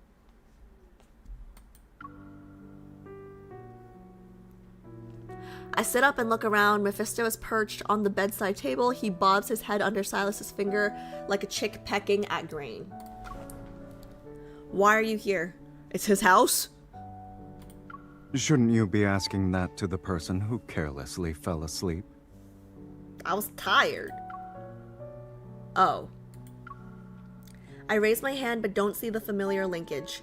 Massaging my temples, I realize my distant memories have started to blur with reality. So can he just show the linkage whenever he wants? I guess, right? How long was I out? Don't tell me it's been 4 or 5 days. You would have starved to death in that case. Sylus is lounging in a small armchair next to the bed. He's looking out the window. Several gemstones, 3 wine glasses, and a marker are scattered across the nearby side cabinet, small table, and floor. It's morning. And more importantly, it's been 3 days since the Zoian hunt ended. Overtime is almost over. A terrifying explosion resounds in the distance. Seconds later, the windows rattle from the shockwave. What do you mean overtime? I thought you and I were the only ones left alive. The arena is in ruins. Why would anyone still fight to be its owner? For certain people, that place still has important stuff. And with Dimitri out of the way, their battle will be more ruthless. Silas's gaze is still focused on what's happening outside, his hair swaying because of the shockwaves. He maintains an aloof attitude. Curious about what he's looking at, I get out of bed and approach the window, but I can't even make it there before settling into the small armchair. I nudge Sylus so he can make room. What's going on? My whole body feels weak. It's like I've been thrown into space and had to orbit Earth 3 times. You didn't hit me while I was asleep, right? What kind of question is that? Between the two of us, you'd be the one to do that. 'Tis true. Did I hit you while I was sleeping? Sylus holds up 2 fingers and glances at my right hand. Twice. I had no idea. I was dreaming the entire time. Maybe I got too excited.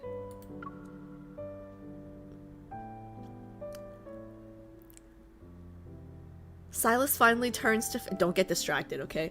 He gently takes my wrist and gives it a light shake. I gotta Are you lock well it. rested now? More or less. Let's go then. Where are we going? Mephisto takes this chance to sneak away, snatch an empty wine glass, and fly out the window. He took the wine glass? For what? Sylus stands and stretches before picking me up. Time to eat.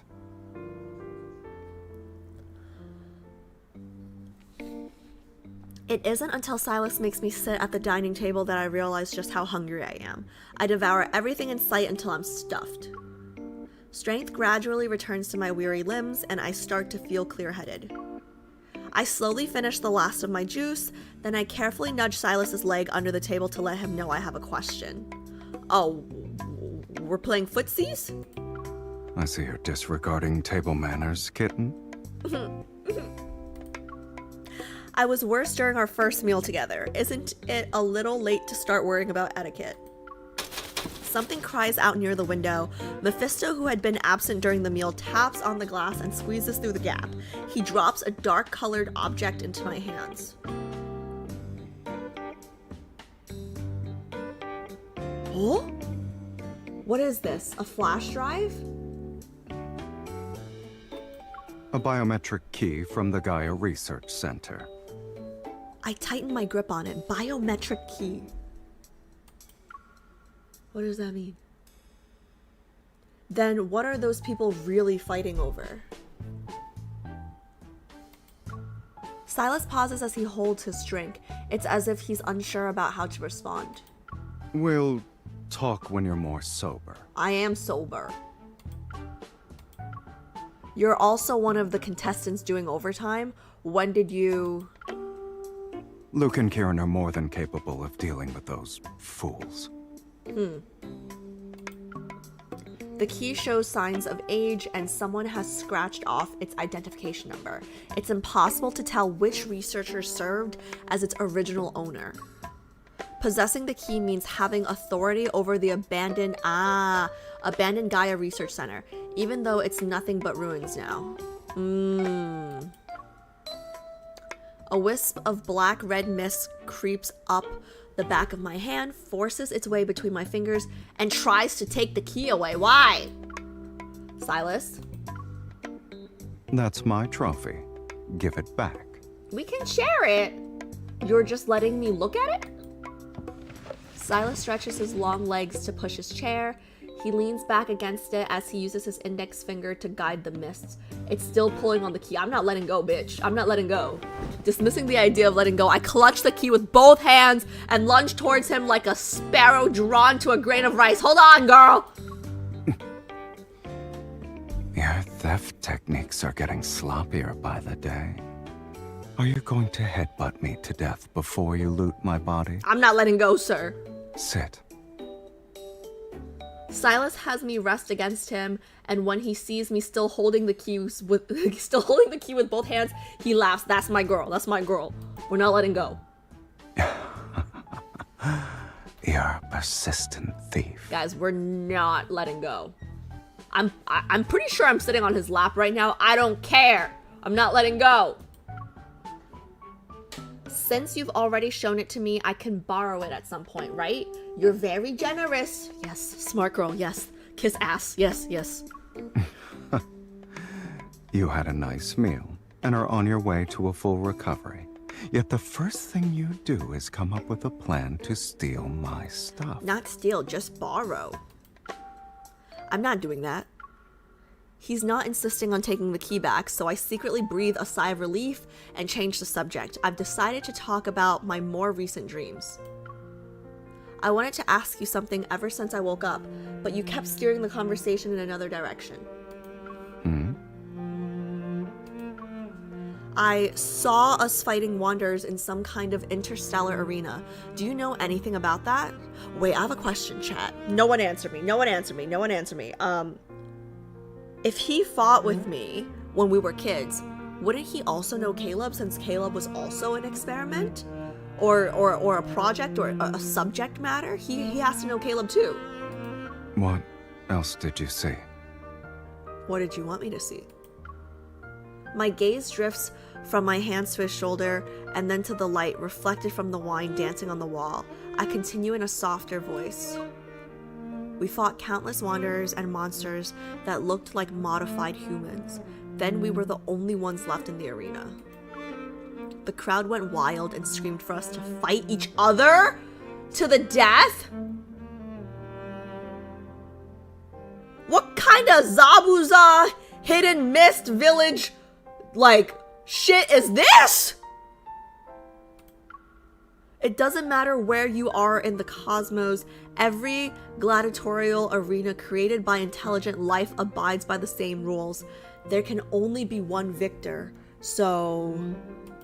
Either I kill you, or you kill me.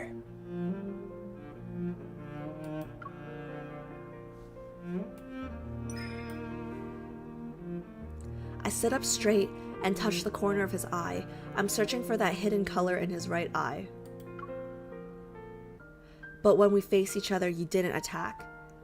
Instead, you took my hand and asked if I wanted to escape together.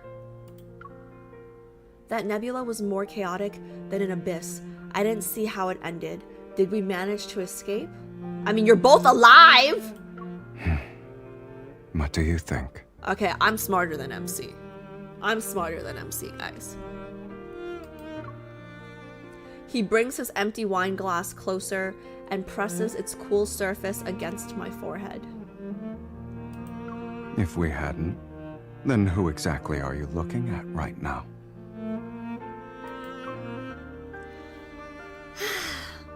We're pretty special, huh? Speaking of which, you never doubted yourself, or worried about my capabilities for that matter. Then you went through hell and back, barely escaped with your life, and arrived in the N109 zone before it fell?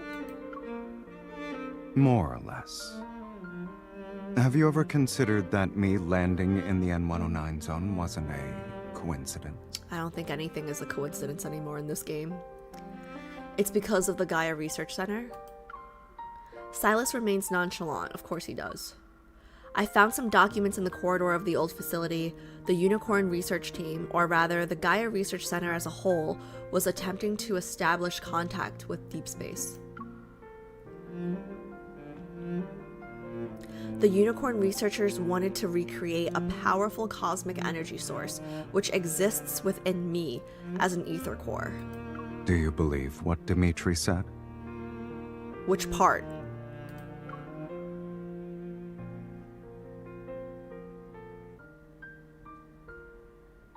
Not all of it. Not all of it, but I don't have a testimony from anyone who knows more than him. Strip away the outlandish claims and his message is actually quite simple. I possess destructive power, correct? Trying to keep my thoughts from dwelling on Dimitri's fanatical declarations, I turned Sylus's glass in my hands. Something weird happened in the collision chamber. I was about to lose consciousness. This planet, the starry sea above us, and the depths of deep space that are invisible to the naked eye. They all seem to have some kind of force that resonates with me. Were those things ether cores or something else? They're Oreo cores. Now when I think about the deep space tunnel in the sky, I feel like I've gained an understanding that goes beyond what's currently known about it. It's not the source of all disasters, it's a bridge connecting us to civilizations more superior than humanity's. Maybe Dimitri wasn't lying. It's possible I have the power to destroy everything. My thoughts travel through that darkness in the collision chamber and how I sank into an overwhelming strength. It's strong enough to erase an entire planet. Okay, so I have strength, strong enough to destroy a whole planet, but I couldn't defend myself when I snuck out to follow Caleb. Make it make sense. Like, am I the super strong, like, power? Or am I, like, I don't understand. Like, what is it? I couldn't even defend myself. Like, Caleb had to save my ass. I don't get it.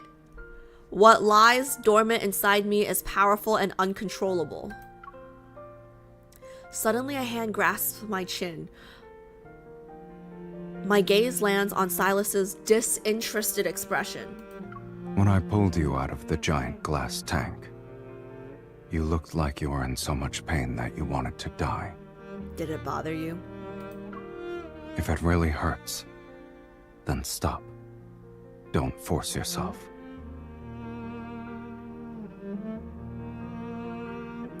I don't know how Zane's gonna make a comeback. I don't know how Zane's gonna make a comeback, guys. I don't know how Zane is gonna make a comeback. Like, I'm trying really hard to keep an open mind for Zane because he's been a front runner for so long, right? And like, Sylus has recency bias, obviously. Sylus has recency bias. That's why I'm trying to keep my mind open for Zane still, because Zane has been at the front since the beginning. But I don't know, man. Like, this is, like, this guy is perfect!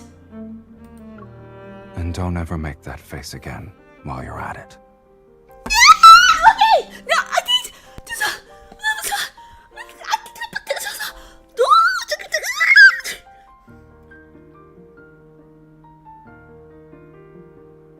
Guys, it hurts him when I hurt.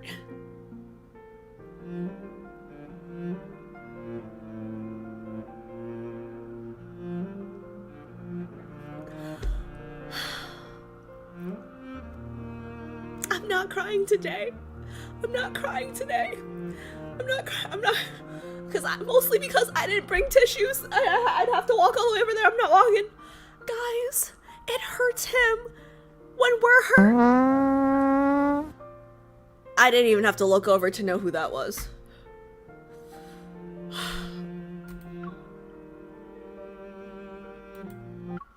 I'm gonna just favorite that line real quick. I look directly into his right eye. The mesmerizing ether core within it remains tranquil, and my racing thoughts slowly calm down. You can always pull me back, right? Just like before. Whoosh.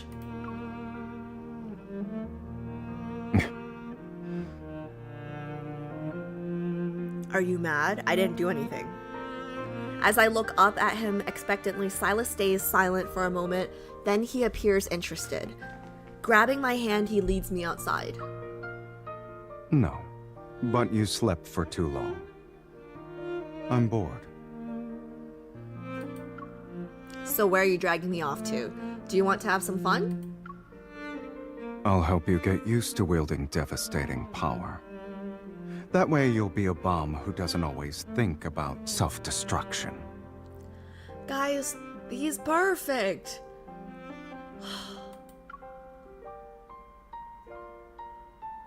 He's perfect. Oh my god. Like, he tells us not to worry, but like, he doesn't just say don't worry.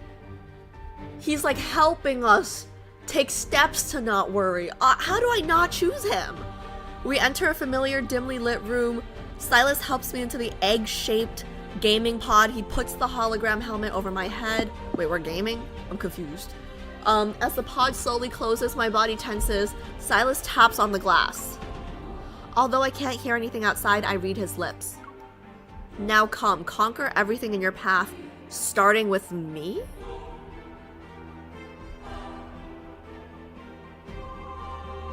Should we be in the gaming pods for this convo or in bed?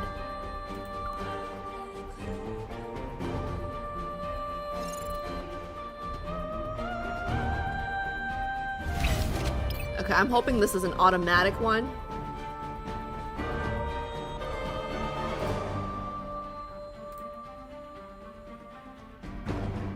Okay. Chat, I will look over, once this starts, I'll do the automatic. Make sure there are no spoilers, guys. Make sure there are no spoilers. I'm gonna look over after I make sure this is in automatic mode.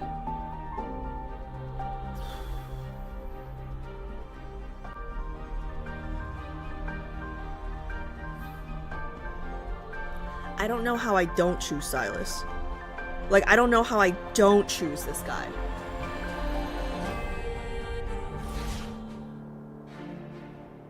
It's time to get moving. Okay, perfect. It's auto. Okay, I'm switching over.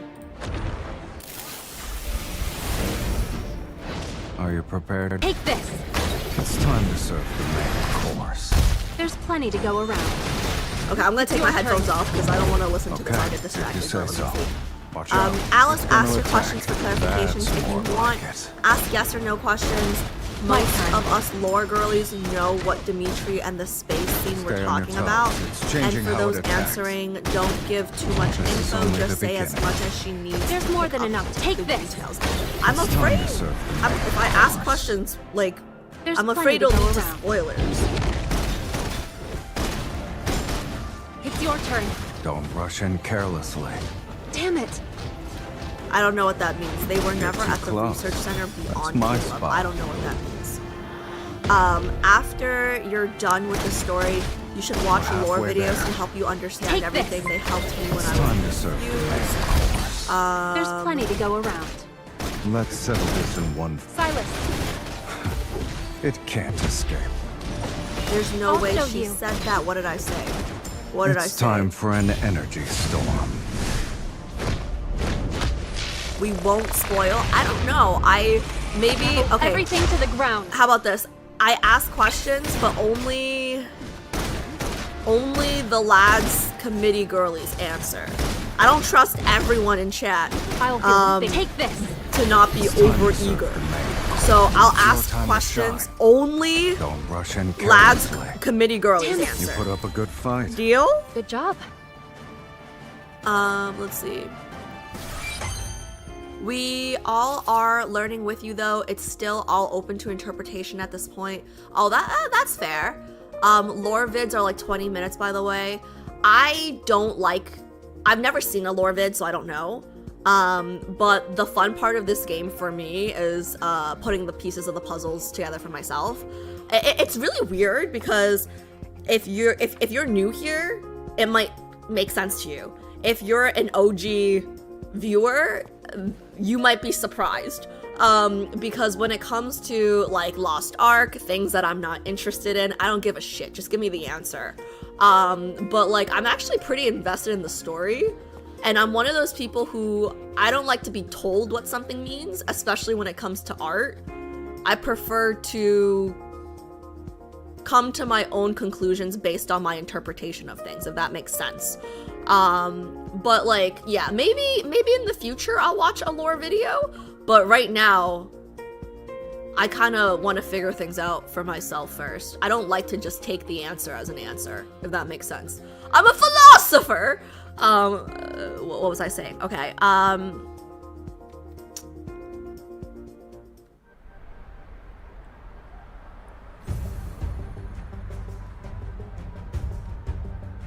I think also another thing about this specific game that I don't like to ask questions about is, I feel like my chat has been very good, and even my YouTube comments have been very good, but everyone over-explains, not even when it comes to spoilers, but over-explains when it comes to defending their main love interest. Does that make sense? So it's like I can ask one question and they're like, oh, these are the reasons why you should choose Sylus.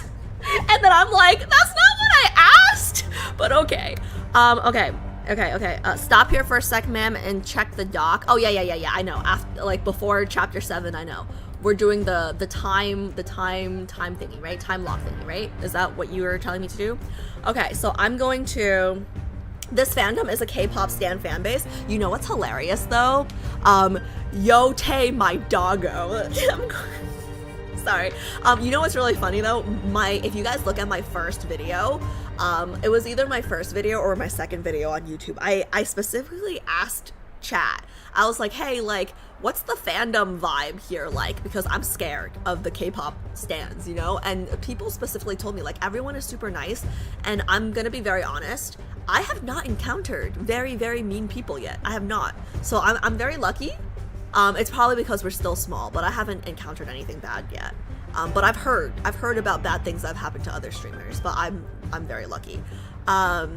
Okay, guys, pause for 1 second. Let me ask my committee girlies some questions real quick. Okay. I'm trying to think of a question that won't, cause a spoiler. Okay. Pi said to ask yes or no questions. Okay. Pi, lads, committee girlies, and chat, I'm really trusting you guys to not spoil, please. Yes or no? How do I phrase this in a yes or no question? Okay. Am I the Oreo core?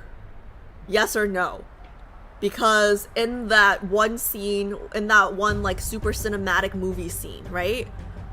In that one very cinematic movie scene, it basically said like planets will start and planets will end, and the Oreo core goes to the planets that are about to end. Does that make sense? So plants start and ends, noted. I'm reading JHP's comments because I know he knows nothing. And if you guys can't answer it, don't answer it. But yeah, I'm gonna try to only look for my lads committee girlies usernames right now. I'm gonna wait.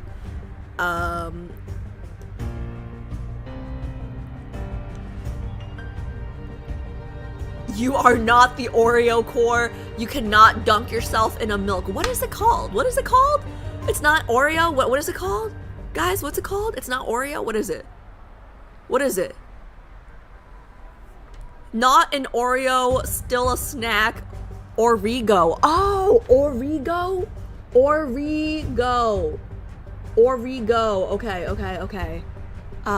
No, it's Oreo. You're right, Tilla. Don't fuck with me right now, girl. Seeing a lot of non-committee answers. Yeah, I agree. Wait, I'm delayed. Answer for me. Why are you delayed? Oh no. Okay. I'm trying to gather my thoughts right now. I have another question.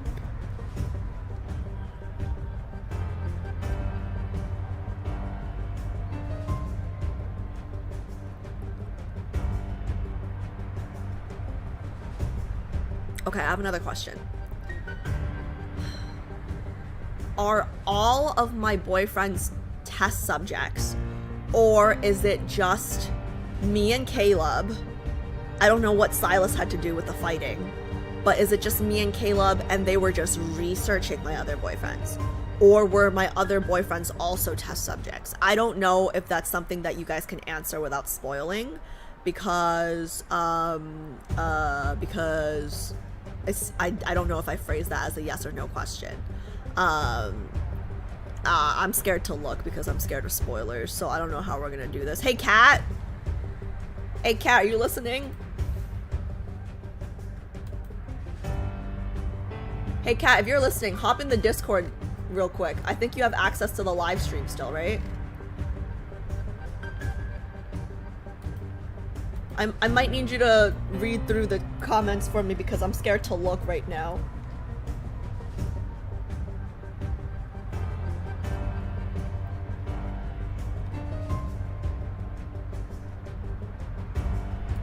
I'm just gonna wait for him.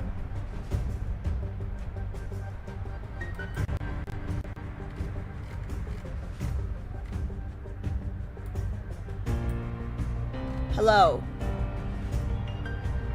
Cat, you're muted.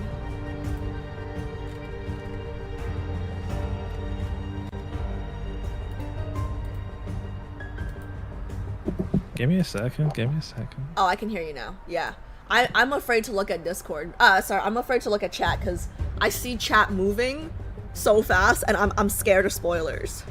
There's no spoilers. Everyone's just answering yes or no. Really? Yeah. I got trust issues. Nah, it's fine. I mean, okay, Pi says first answer kind of yes. Second answer, no. Wait, say that again? I said what? Question 1, yes. I am the Oreo core? Yeah, kind of. I am the Oreo core. She said close to yes. I don't know what's close to yes. Okay. And the second question, it's no. It's more of a, and then there's lots of asterisks, so I don't know what the asterisks mean. Okay. My second question was, were all my boyfriends test subjects? And she's saying no. So they're just researching all my boyfriends. Is what I get from that.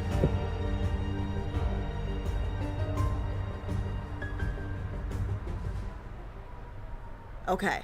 My last question is, did Sylus also grow up with Caleb? Let me know, Kat. Let me know. Thank you, buddy, for hopping on so fast. I'm scared to look over. The consensus is no. No? No. Then how did he grow up with me? How did he end up fighting with me? Okay, I assume it's another universe thing. That's usually the answer in this game, right? That's horrible. Okay. Last question. Who are my parents? Like, I was not born out of a egg, right? Do we need a DNA test? I mean, I just want to know what happened. Like he said, I was born there.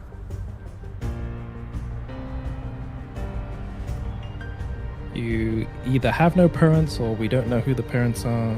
Parents are just no parents. How was I born then, Kat? I don't get it. Didn't you listen to the whole Cosmos thing? I did, but I'm not G or J. I'm not a scientist. I was a business major. I don't understand galaxy, cosmos shit. I mean, do you want me to explain my interpretation of that from what I was reading? Yes. Or do you want to keep mulling it over for yourself? Well, no, because we're on the same journey. You're not significantly ahead of me. I know you haven't done more than me, right? No, I know. I didn't pay attention to any of this. Okay, what was your interpretation? I mean, I thought of it as she's just like a being, like, even though whatever that word means, right? Like if you imagine the Big Bang. I'm a being! Like, what do you mean? Okay, don't get ahead of yourself. But like if you imagine the Big Bang, it's like, where did the Big Bang come from? It just appeared, it just happened. Like what some people don't believe in the Big Bang. I mean, okay, that's up to them, I guess. I'm but just saying. You know, nothing existed before the Big Bang, and then it just happened, and then that's when she said she just existed. She didn't. I guess I don't know if it said she didn't know where she came from, but you know, she was just there. She is the cosmos, I think, or something like that. Yeah. So the cosmos, I interpret that as she's just everything. She's life, death, rebirth. You know? Okay, I don't know if they can answer this question, but is she a god?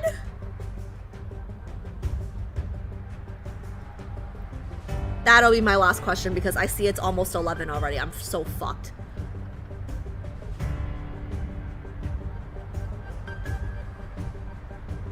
seem to be mixed answers at the moment. Okay. I see no's, maybes, interesting question. I would say that's maybe up for interpretation. Up for interpretation. Alright.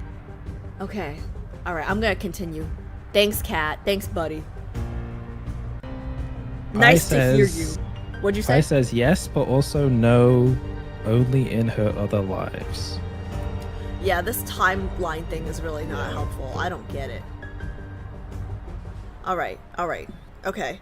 Okay, guys, I was supposed to end stream at 11, which means 15 minutes, but we gotta lock in. I got 2 more chapters after this, right? I gotta do the time lock thing first. Okay, buddy. Thank you, Kat. Sure, bye-bye. Bye-bye now. Thank you. I miss having his voice on the Discord, guys. Okay, I'm doing the time key lock. Wait, what is this? Is this not... This is a Google Drive? Why is this not a YouTube video? Okay, okay, so let me pause the music.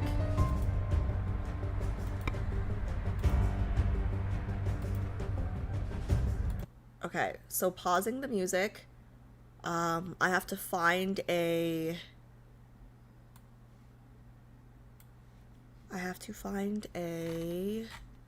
screen to do this on. Give me 1 second.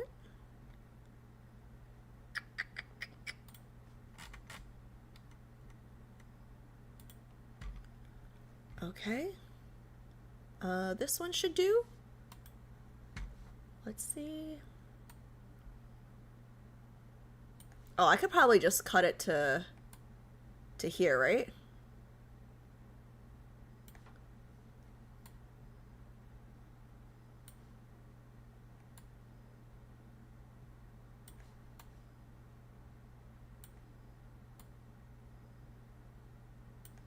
Alright, it's fine. I can't make it any bigger.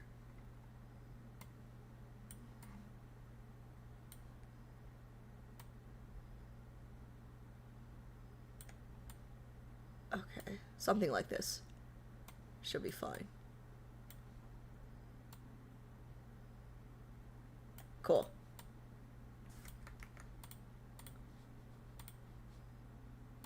Okay, I don't know what this is. Timelock Key? Sylus's... what did we say this is? Sylus's Timelock Key. Okay, guys, I'm gonna watch this and then I'll look at the comments.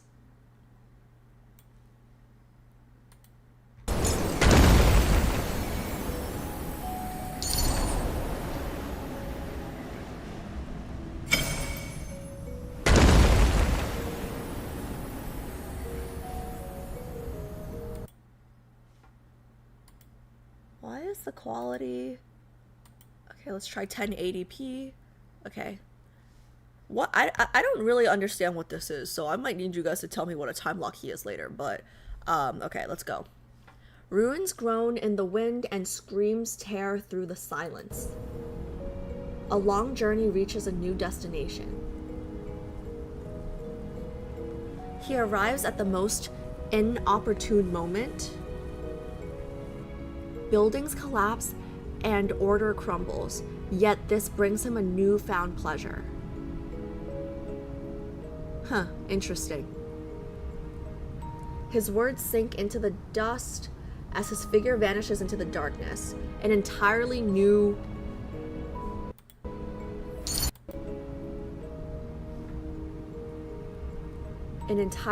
beginning awaits him. Is this when Sylus gets to N109 zone?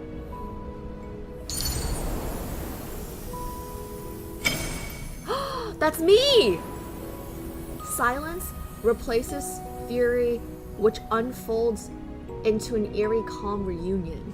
The once unruly enemy from his memories now has clipped wings. With all vulnerabilities exposed, she's curled up before him. Oh, this is the first time he saved me. Silence replaces fury. He was angry that we were trapped.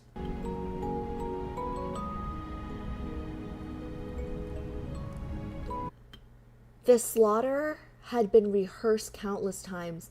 He raises his arm with great precision. Bang.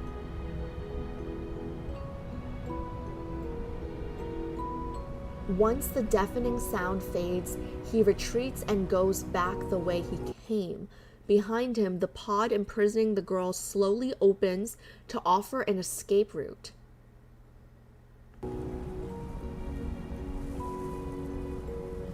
The past remains unsettled as the curtain quietly rises on a new entanglement.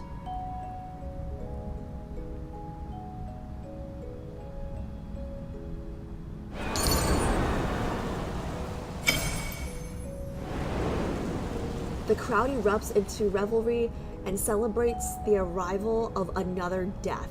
He gazes at the battlefield where slaughter is about to unfold. Fragments that should have been forgotten suddenly surface. In the gladiatorial cage, they stood face to face. Their vows resonate with sincerity. Oh my god, do you guys see him? He's just a kid. I'm getting goosebumps. I'm getting goosebumps, guys. We'll escape this place together. Yes, we will. But fate always works against humanity. It witnessed their desperate pursuit of light, while simultaneously pushing them deeper into the darkness. They were just children.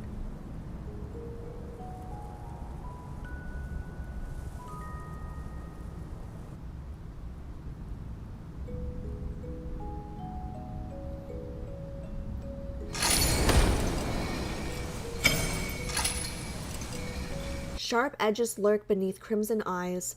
They silently corrode everything. Amused, he watches as humanity rises and falls. They race one another to plunge into the abyss of desire. But he's like a fiend strolling leisurely through purgatory. Fiend. Beyond Cloudfall. Under the cover of darkness, he slowly approaches the throne. A crown woven from schemes and ambition gently falls next to his feet.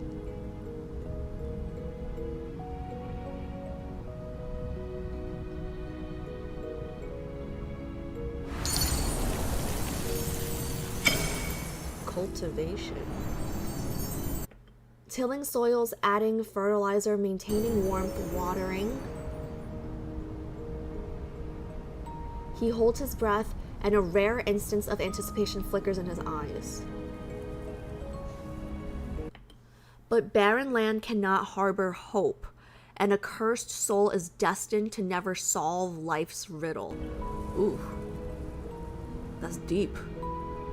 In an instant, withered flowers cover the ground again. They're surrounded by deathly silence.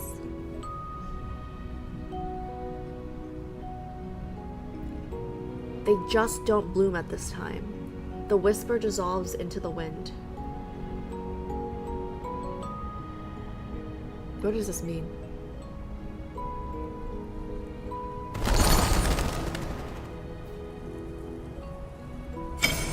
Farewell. So I know the throne was Sylus taking over the N109 zone. So he's trying to plant life in barren land. What does that mean, though? His footsteps startle a flock of birds, and they fly away. With a downcast gaze, he withdraws from the bustling city center.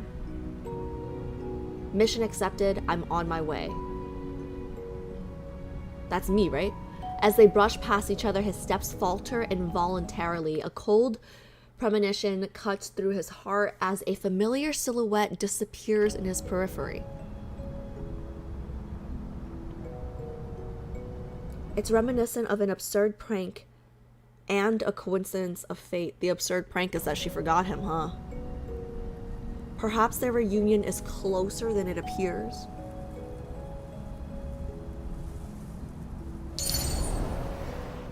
So he was... Wait, is that it? That's it. Okay, chat. So he was watching me before he kidnapped me from my kidnapper. Okay. Okay, I'm gonna look at chat. Just give me 1 second. I'm just gonna go back to the game layout real quick. That was interesting. Can you guys tell me like what was that? Like, was it like a short story? Was it like a like what would that be considered? I guess is my question. Okay, I'm going back to the game. I mean, like I understood the parallels that it drew. There was like some Beyond Cloudfall in there.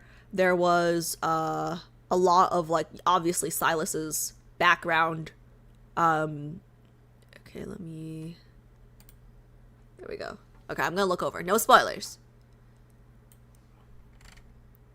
Sylus always watching her from afar since she forgets him. Yeah, you know, the fact that she forgot him is really sad, but you know what makes it less sad? She also forgot everybody else. Okay? like I don't know what happened to her, but like if she only like at first when she forgot Sylus, like I was like, oh, that's really sad. And then I remembered she freaking forgot Raphael. She forgot Xavier. Like she made me make that very offensive short about Zave at the beginning because she just had bad memory. Like I look like an idiot now. If you guys watch episode 1, if you guys watch my very first stream, the 10-minute episode 1, holy shit, he like grabbed my hand and I was like, boy, I don't know you like that. Yeah, I do. I just forgot. I was like, we just met. Like, why is he like this moving too fast? No, like I've known him, you know. But anyways, okay, sorry. Let me catch up on some of the chat real quick. What you read was an event. Oh, I see. So I see. I understand now. These are the events that there were a few of these when I started the game, right? And I remember Adri and committee and everybody just told me to click through them for, the mats, right? Like we just clicked through it for the mats, but I never read any of these because I didn't want spoilers, right? So okay, that makes a lot of sense. Thank you.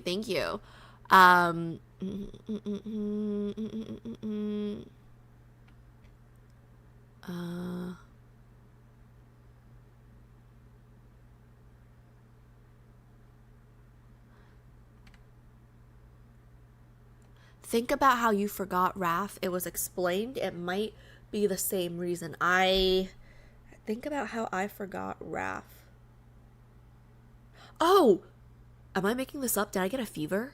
Did I get a really bad fever? Am I making that up? It's been a while since we've done Raph. So that might not have been the answer. Pie out here fighting for Raph. Okay, guys. Let me keep going because it's already past my bedtime. I was supposed to end at 11, but I can't end until we finish this. So let me finish this, and then we can yap a little more at the end. Because like I'm sure I'm gonna want to yap. 7, 8, 9. So 3 more chapters. I gotta power through this. Like I have a 9 a.m. tomorrow. I don't even care. Like I'm gonna get fired for Love and Deepspace at this point, and then stream from the streets. Stream this game from the streets. Audio.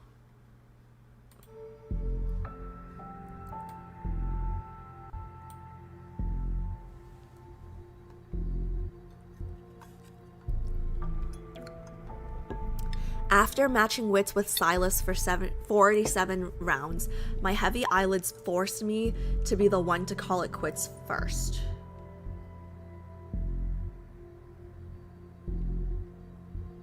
Yeah, 3 chapters. Oh, crap. I probably won't be able to... No, I have to finish this because we're going to start Zane next Sunday, right? Yeah, so I gotta finish this.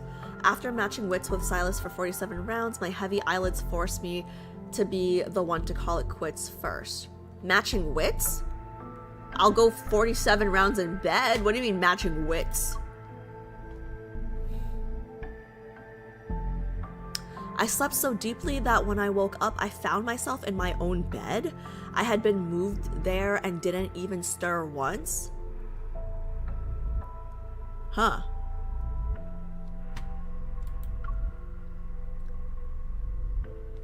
Was I really that exhausted, or do I trust him too much? I trust him with everything at this point, guys. I trust him with everything.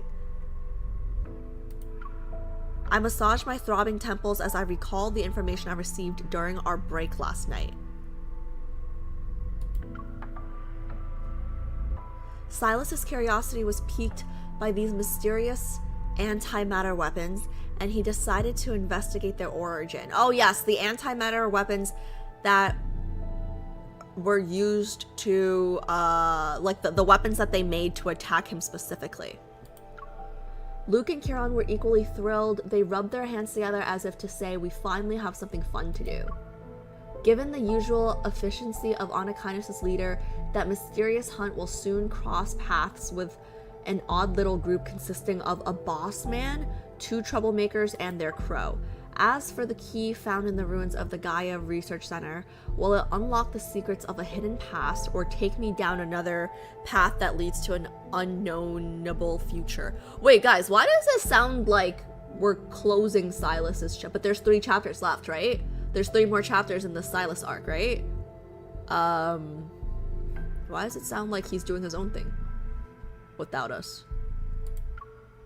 Either way, it's what I have to investigate next. I look around the room to find every curtain has been drawn shut with great precision. Not even the smallest sliver of light can get in. My place got turned into a cave basically, and only he'd do that. Flashbang. I walk to the window. As soon as I pull back the curtains, blinding light floods my vision. So I'm back in Lincoln. As far as the eye can see, a cold radiance has engulfed the city. A blanket of snow covers every building. It's snowing in Lincoln?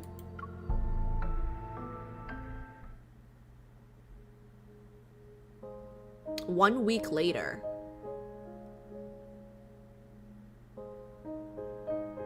For a while, I've been investigating my past and uncovering Ever's secrets.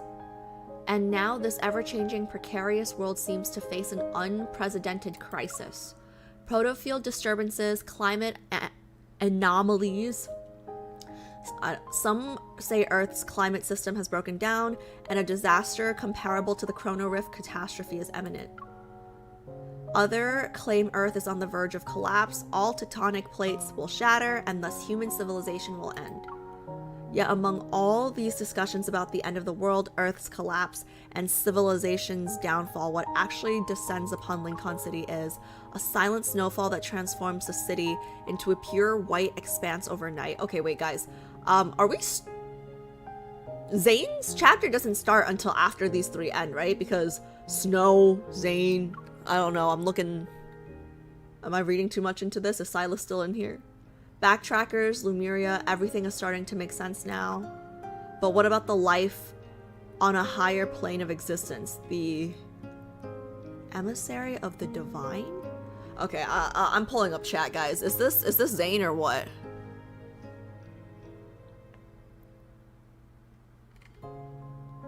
Oh, this is already the start for Zane?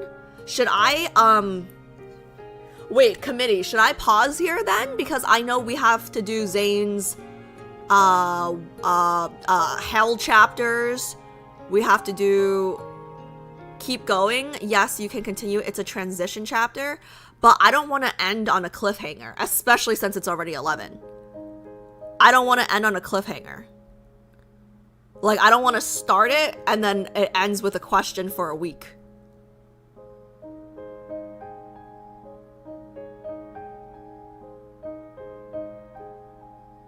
Like, if I finish this chapter, will I have questions? That's what I want to know. Like, is this, like, you won't be able to catch up on everything for other chapters? What do you mean? You'll always have questions. No. I know I'll always have questions. I just know that, sorry, I'm pulling up the roadmap. I just know that I could be wrong, but I thought we said for Zane stuff, right? that I would have to do Snow's Embrace. Yeah, his myth, his bond, before his death and rebirth stuff, no?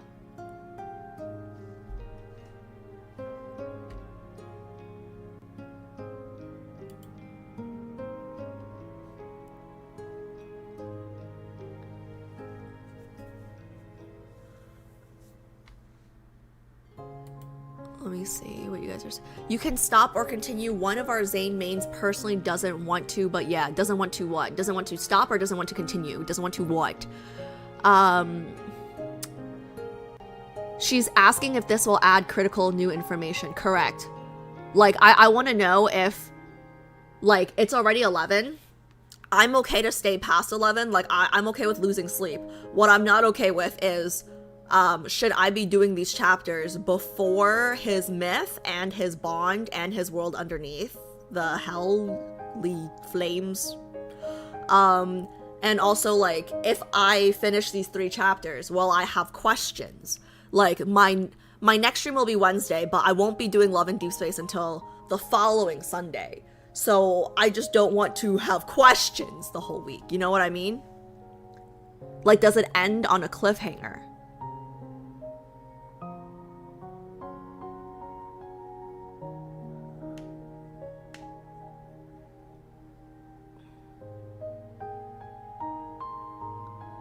Transition between arcs doesn't require you to have more Zane info to do. Okay, let me just finish this chapter then. Maybe I don't finish 8 and 9. Let me see.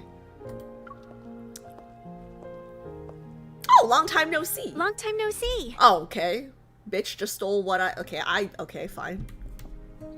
Let's chill. Back from your leave already? Captain Jenna said you had some personal matters to take care of. Is everything okay? Why'd you say leave like it was PTO? I was working this whole time, girl. For my administrative leave, only Jenna knew about my visit to the ruins of the Gaia Research Center and the N109 zone. After hesitating for a moment, I shake my head and smoothly change the subject. I'm fine. You could say I went back home. By the way, have you heard of the term emissary of the divine before? It's supposedly connected to civilizations on a higher plane of existence. Among all the rampant doomsday theories, the concept of being watched by civilizations with higher dimensional beings is actually the easiest to understand. It can mean a messenger who can communicate with godlike entities. A prophet. Even if they do exist, finding someone like that would be harder than finding aliens. The sound of typing behind me suddenly stops. When I raise my head, I see Nero has come over to join the discussion. And if those higher dimensional life forms aren't saying anything, well, even an emissary might not know they're one. I've also heard that the next mass extinction might be just around the corner. Mass extinction? I don't know why the theme song for That's So Raven just started playing in my head. Nero silently rubs the area between his eyebrows. He's unconvinced. Isn't that just propaganda spread by prototists to push for the development of protocore technology? Not necessarily. In this vast, endless universe, who knows how many civilizations are locked in battle? Our Earth might be the only surviving blue dot among them all. Amidst the ongoing discussion, my thoughts begin to wander. Maybe Ever thinks our civilization is already approaching the limits of biological evolution. Pursuing the transcendence of evolution to counter this supposed crisis. That must be their true objective.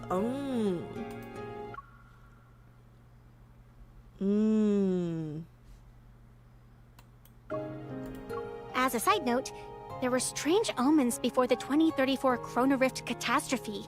A polar night was present for 3 consecutive days. While conversing, everyone unconsciously turns to look at the heavy snow outside. It falls as if descending from the cosmos itself. Regardless of whether Earth falls apart or the world ends, as long as the subway runs and wanderers exist. You have a job. We need to fulfill our duties as hunters and protect this city. Alright, she's a little perky, this one. I just got back, okay, from the, like I just got back from bursting. Okay, can you give me a little bit of a break? I just got some memory back of my boyfriend. Okay, like why you so late? Oh man, such a try-hard Kara.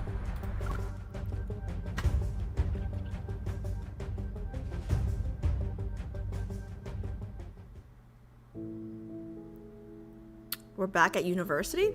It's 5 p.m. and a lecture titled Life's Boundaries is underway in Lincoln University's largest lecture hall. Ooh, are we gonna see the DILF? Aside from medical students, students from other departments have taken a seat to listen. In the packed lecture hall, the speaker stands. His back faces a projection of a beating heart model, and his authoritative voice is steady. Oh, okay, so this is, okay, it's Zane. Beating heart. Life itself is not endless. What do you mean? We die. When we die, it ends. Life and death, health and illness. These seemingly opposing concepts maintain the balance of life itself.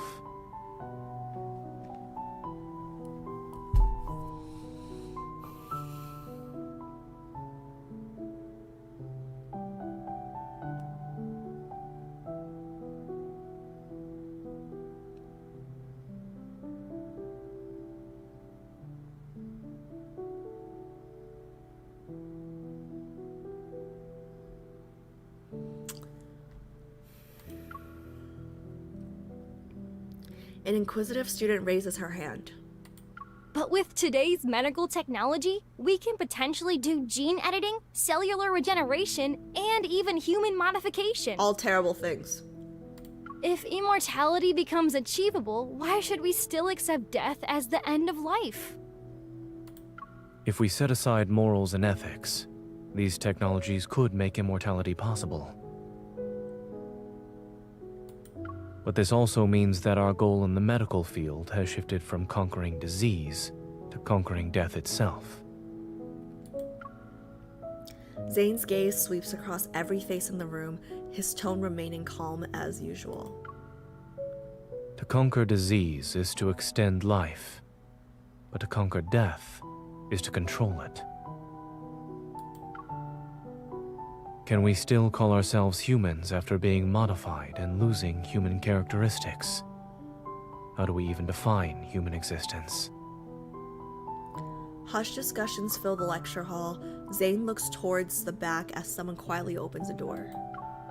A familiar figure appears. She quickly slips into the back row, her coat leaving a trail of melted snow on the floor. He quickly shifts his gaze and continues with his previous point. Life can be extended, but the cycle of life and death should not be controlled.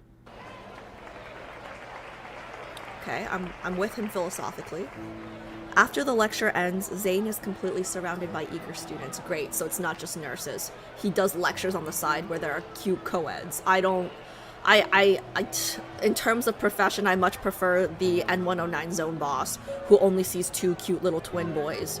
Why are there so many girls in this class? I don't like it. I sit in the back row and wait as students file out behind me. Did you see the news? How could they accuse Dr. Zane of disregarding human life and abandoning his patients? They're saying he has no ethics. Are you stupid? That's not what he's saying at all. He's saying we can't play God, dumbass. Not the students, sorry. The news. It all started when some government official's kid got diagnosed with protocore syndrome.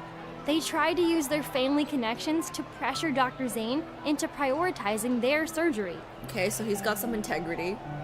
But he refused and went to treat another patient who needed more urgent treatment.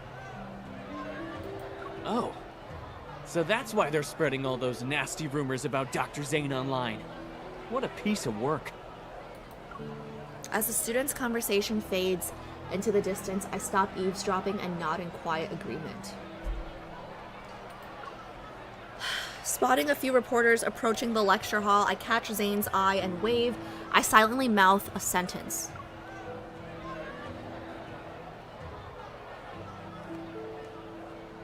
Come here, Zane. Zane glances in my direction, nods, and makes his way through the crowd of students. That will be all for today. Someone is waiting for me.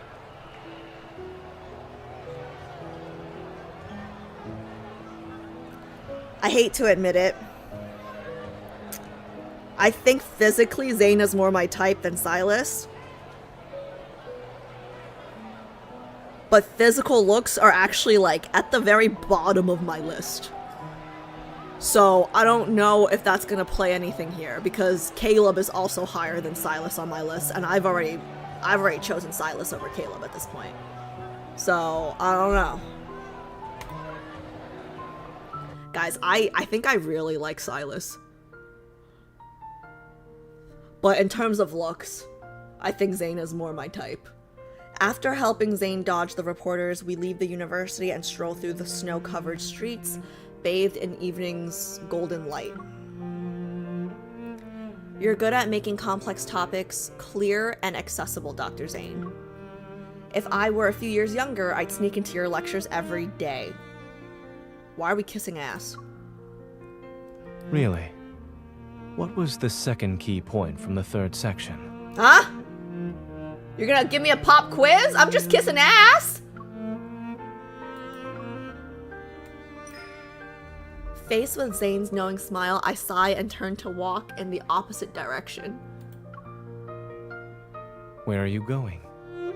To study before I answer your question. I need to find a time machine so I can hear your brilliant lecture from start to finish.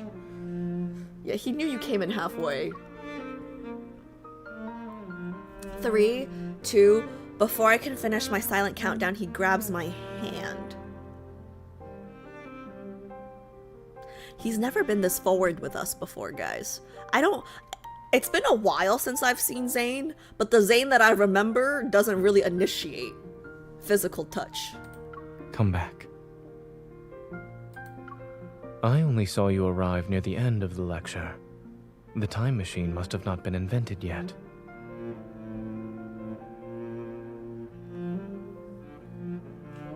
Coffee in hand, I sit down on a roadside bench as Zane hands me a weathered envelope. Here's the information you requested. The wax seal on the envelope is still intact. The documents themselves have small creases. Exchanging documents while sitting on a bench were like those secret agents trying to save the world in the 008 movies. Given what you've asked me to investigate, it is certainly a secret that concerns the fate of the world. I vaguely remember Zane mentioning Dr. Noah's Arctic expedition research, which might be connected. The cryptic patterns etched into the key seems to point towards the traces of a primordial civilization. 14 years ago, a research team ventured into the Arctic to study life's boundaries. They made an unexpected discovery in an ice cave. I do like his voice. According to the surviving documents, the pictographs they recorded in the ice cave bear a striking resemblance to the patterns on the biometric key.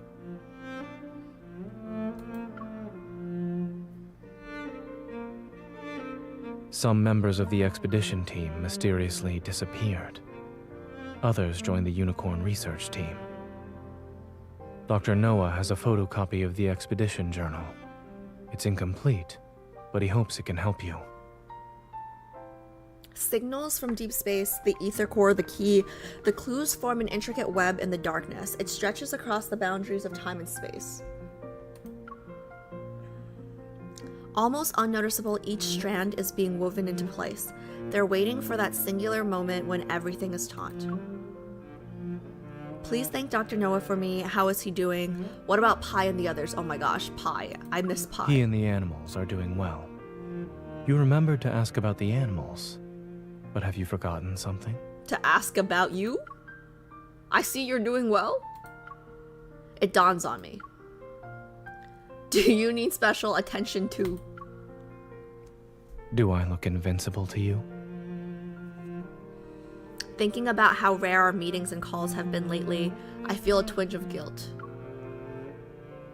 How has Zane been lately? Have you been sleeping well? Do you still have nightmares? I'm doing well. For some reason, my words elicit a soft chuckle from Zane. You've already made time to pick me up after class. And since I'm on my way to work, why don't you walk with me? You can do it as you head back to the Hunters Association.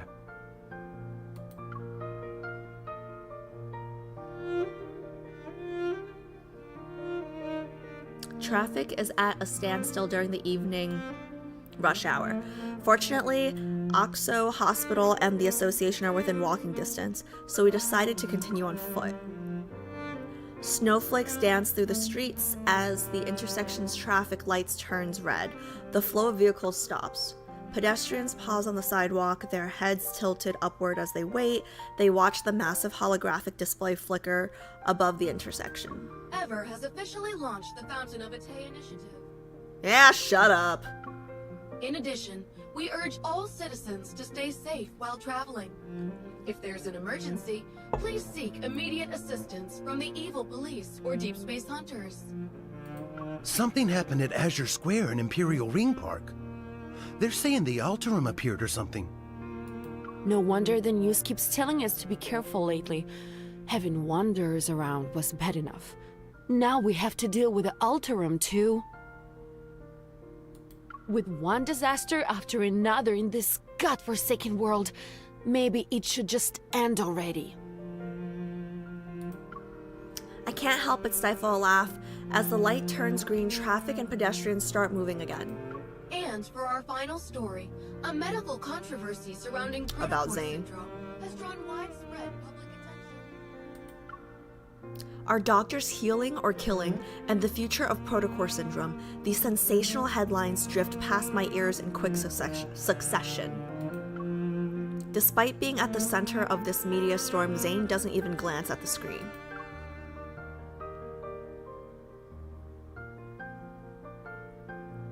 The news keeps using that same stone-faced picture of you from Axo Hospital's website. It's basically decades old at this point. What? Are you tired of looking at it? I was just thinking, if Dr. Zane had smiled even 1 pixel's worth in that photo, then maybe these rumors wouldn't have gotten far. I like him not smiling! Shut up! He should only smile for us! Zane tilts his head as if he's playing along. He shows the tiniest hint of a smile.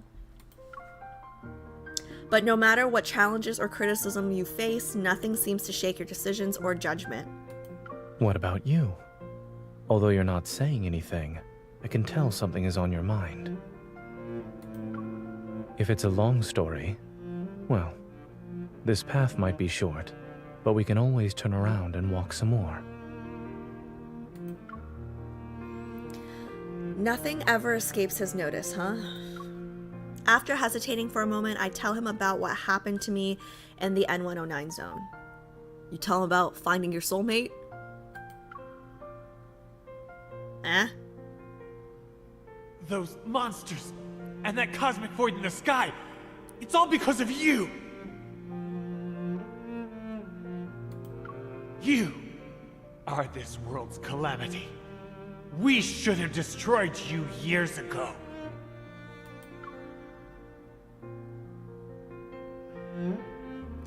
The Gaia Research Center, the Unicorn Laboratory, the Collision Chamber, and the Spatium Core I absorbed into my body. That man's final moments, filled with resentment and rage, remain vivid in my mind. I'm constantly reminded of one thing. Sylus? Oh. I don't belong in the world that I thought I knew so well. So what you're saying is that they almost put you down in the N109 zone. You didn't have to phrase it like that. He wanted to dispose of me like I was some kind of medical waste. Zane's lips curve into a... Yeah, he's still very pretty, guys. He's still very, very pretty to me. He's still very, very pretty. Zane's lips curve into a slight smile as he tucks my cold fingers into his coat pocket. I'm walking down this path now. It's strangely surreal. I don't remember Zane being this affectionate with me. Are you more lost now? Or more certain? I was pretty certain I was gonna choose Sylus. Now I'm a little nostalgic. Why is he more affectionate with me all of a sudden? Well, my very existence feels too strange. It's almost unreal. But does my existence mean anything in this world if I don't have my power? His hand warms my fingertips and I gently squeeze it. Any identity is just a role we temporarily play. It doesn't encapsulate the meaning of one's existence. Guys, we're holding hands. I'm confused. Why is he so affectionate all of a sudden? I don't remember him being this affectionate with me. Even without the identity and responsibilities they assign to you, you've been living just fine. What if I end up destroying this world one day? Give me a heads up before you do. I'll make sure to use up all my vacation days first. At the last intersection, our brief walk quickly comes to an end amidst the crowd. After we cross the street, we'll return to our work and face the challenges that life has in store for us. A wave of sadness washes over me because we have to say goodbye already. I force myself to smile. Let's do our best, Zane. Jayo. Wait. For what?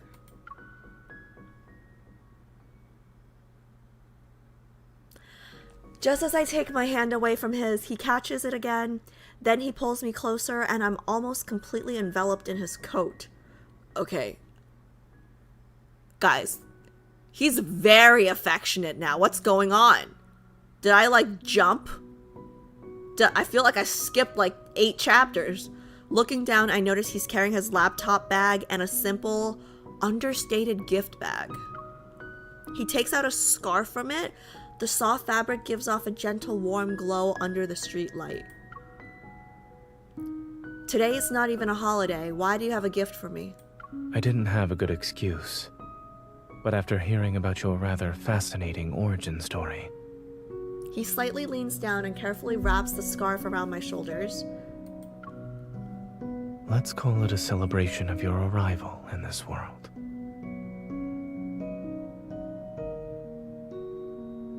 I'm confused, sir. You got the scarf before I told you the story, no? A mix of uncertain emotions well up inside me. They gradually melt away with the warmth of his touch.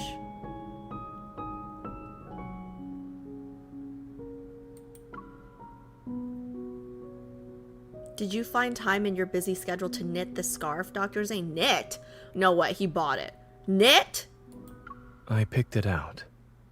Is it not sincere enough? He raises his hand to smooth my disheveled hair. The snowflakes that landed on his forehead slowly melt away. No, shopping is fine. I'd be concerned if he knitted it, actually. Like, what kind of cardiovascular surgeon, like, has time to knit? Whether it's ever or something else, the path you've chosen will be full of challenges. You'll encounter many people with ill intentions. But more importantly, you must be confident about your own choices. There are certain things that you can never take back. In the vast expanse of snow, neither of us takes a step forward. Then, my first correct choice for today must have been seeing you. Thank you for choosing me.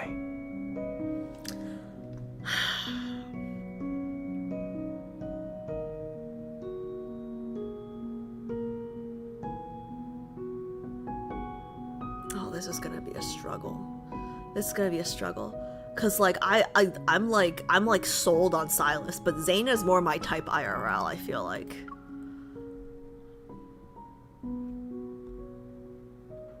This is gonna be tough. With 10 seconds left on the green light, he waves goodbye with his back turned before walking into the snowy, dusky blue twilight.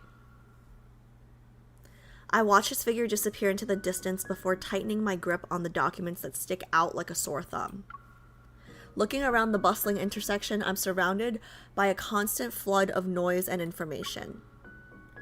It seems every sound and flash of a screen pushes people towards their next split-second decision. With this key, I might finally unlock the secrets from 14 years ago. They all involve the ether core, or rather my own secret. I take a deep breath and turn towards the street that will lead me to the association.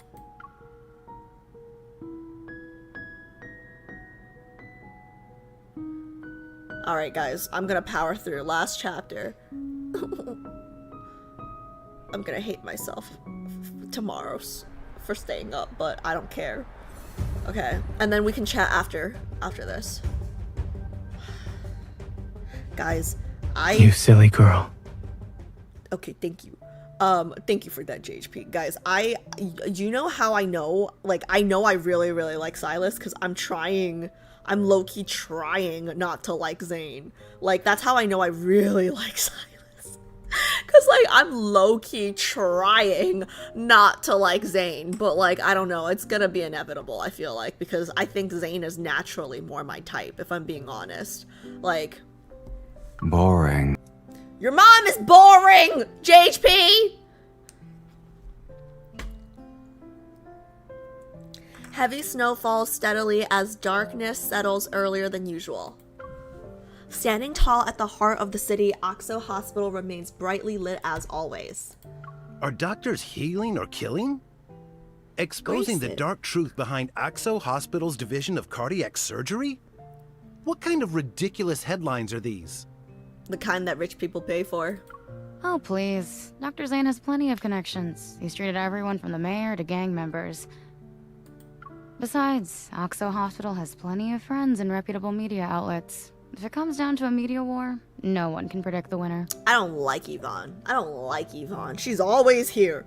She's always around. Oh, but Alice, she works here. I don't give a shit. I don't like her. You don't appear to be very busy. Oh, I do like him in his white coat. Everyone instantly straightens up like soldiers at attention once they hear a familiar voice. Nervous, they greet Dr. Zane. Grayson, contact Dr. Joel at Chansha Hospital and ask him to send over the files for those Protocore syndrome patients. We need to develop a new treatment plan for the patient with abnormal symptoms in bed number 12. They were transferred from the ER. Got it.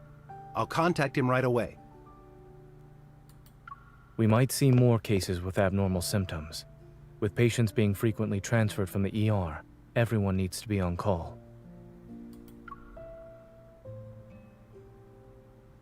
After methodically delegating the remaining tasks, the staff watch as Zane disappears down the hallway. Dr. Zane's composure is something else. He is not that much older than us, too. How is there such a huge gap? It's like the difference between gods and mortals. We can only admire him from afar. Admire him from further, please. Come on, let's get back to work. The best way we can help Dr. Zane is by doing our jobs well.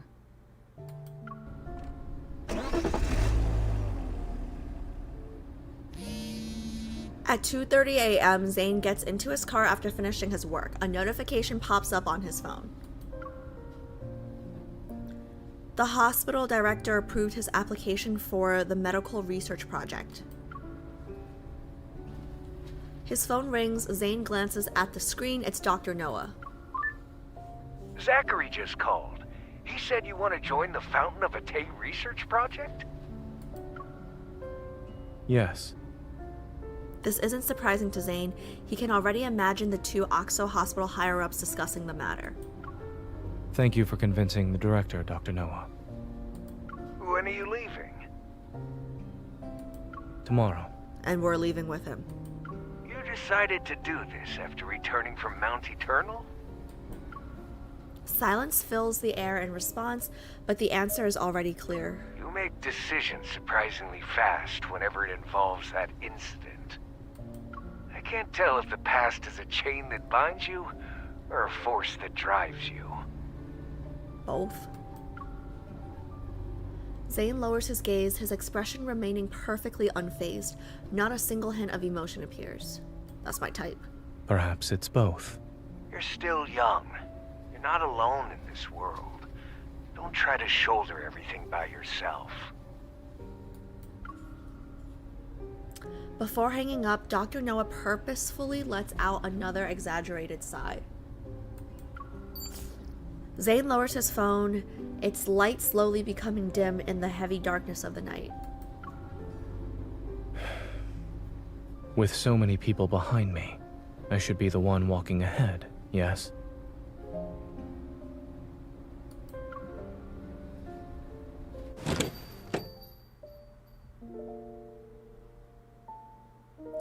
At 3 in the morning, a lone car glides across the wet streets before coming to a stop in front of Maltosio. The store employee has just flipped the sign to closed, but when they turn around, their final customer of the day greets them. You're just in time, Dr. Zane.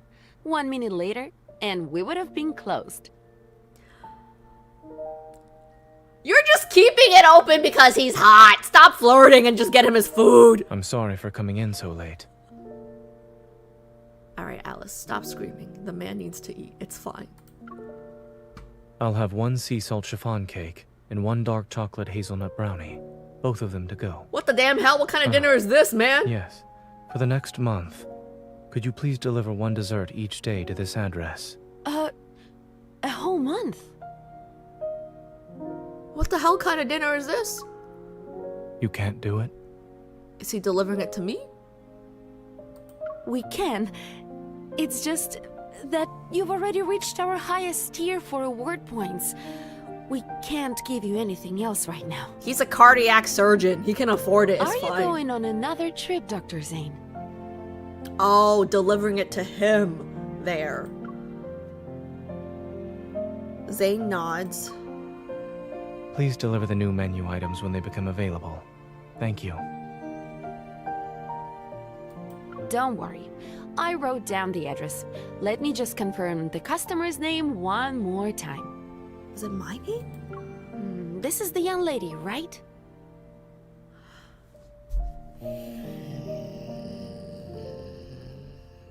A whole month of snackaroos, guys. Oh no.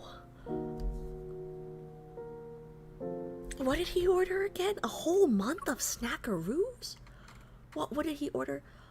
Sea salt chiffon cake and a dark chocolate hazelnut brownie? Holy shit, that's my type. That's my type. Okay, we get it, JHP, we get it. You're Team Zane, we get it. But like Sylus got me boba, but like this is like for a whole month, like so. Like yeah, boy. Thank you for that, sir.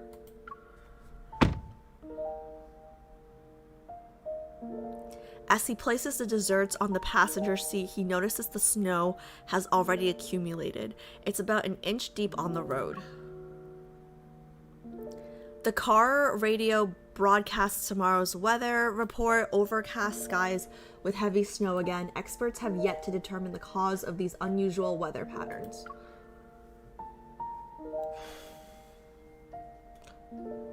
Zane lowers his head, opens his recent contacts and carefully writes a message about his departure. To me? As he imagines her reaction, he's embraced in a revere, his features softening with a gentle tenderness. Oh, guys, this is kind of my type. This is kind of my type. Like, hard to everyone else, but soft to me. Oh. Like, look at that tiny smile. After sending the message, he opens the notes on his phone. The most recent entry was made at 4 a.m. the day before yesterday, saying what? First dream. Second dream, Mount Eternal. Third dream, Mount Eternal, William. Fourth dream, chocolate, potted jasmine, gravestone, monster. He's writing down his dreams. His dreams are visions of other lives, other timelines. Because he's the prophet, because he's the emissary. 14th dream, too fragmented, I can't remember anything clearly.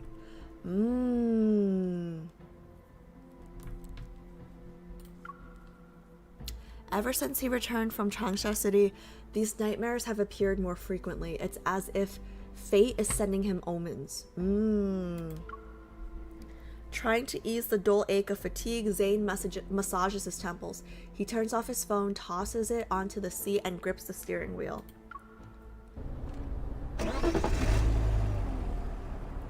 The windshield wipers sweep away the snow, but the snowfall grows heavier by the minute.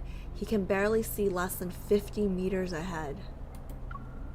When Zane finally makes out the two white shapes, as a mother and child stumbling along, his car is already dangerously close to them. He jerks the wheel violently to one side. The taillight cut arcs through the snow, and the car crashes through the wave-shaped guardrail. It comes to an abrupt stop in a strip of green vegetation. Terrified, the mother and her child fall. The kid in her arms is covered in crystals and resembles a twisted glass sculpture. In the darkness, pierced by headlights, Zane sees something approaching the pair with slow, deliberate steps. Its breath is warm, its presence screaming danger. Stay back! It wears human clothes, but there's nothing human about this creature. Crystals have consumed most of its massive body that's hunched over. Strange growths are still pushing through whatever is left of its skin. Its face is twisted into a grotesque expression. Its pupils gleam an eerie dark blue. Each step it takes makes the ground tremble. Stay away! With trembling hands, the woman covers her child's eyes. Don't be scared. It's okay. Don't be scared.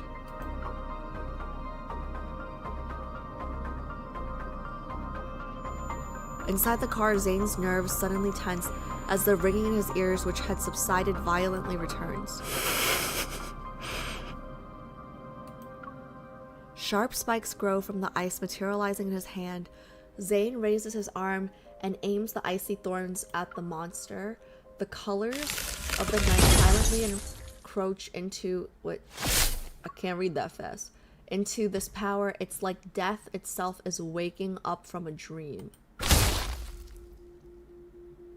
As the monster raises its hand towards the mother and child, a cold gleam suddenly cuts through the air and pierces its chest. Fragmented ice blooms from the monster's chest and almost covers its entire body. The woman looks up in shock to see a figure step out from the car. Moonlight illuminates his cold, almost mechanical gaze. As the monster lunges forward, a thin blade of ice instantly materializes in his palm.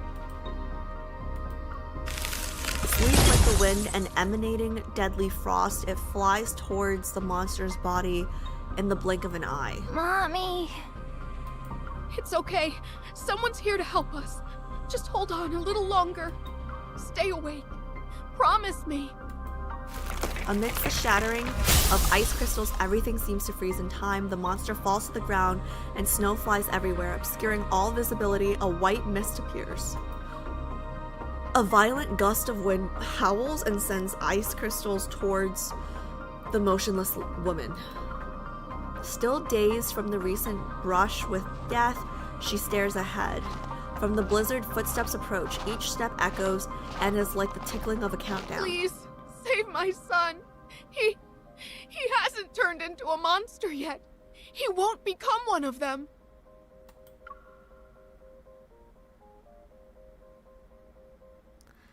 The tall man blocks the car's headlights and casts a shadow over the mother and child before him. The woman shrinks back in fear, and the chocolate slips from the child's trembling hands. It falls onto the snow. Saving him would be pointless. I remember why I didn't. I remember why I wasn't 100% sold on Zane. No. How dare you! Ignoring her anger, Zane bends down to pick up the chocolate and holds it out to her.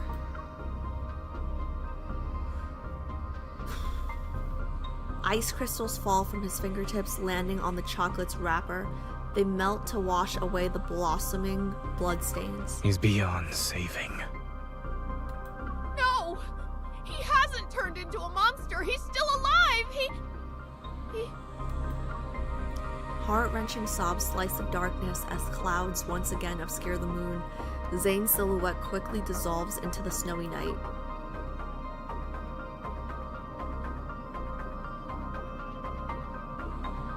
Oh wait, that's the end? Are you shitting me? That's the end? Are you shitting me, guys? You guys told me there wasn't gonna be a cliffhanger. Alright, I was told there was no cliffhanger. I'm losing sleep and staying up for this? Y'all lied to me. Alright, next time I'm trusting my gut.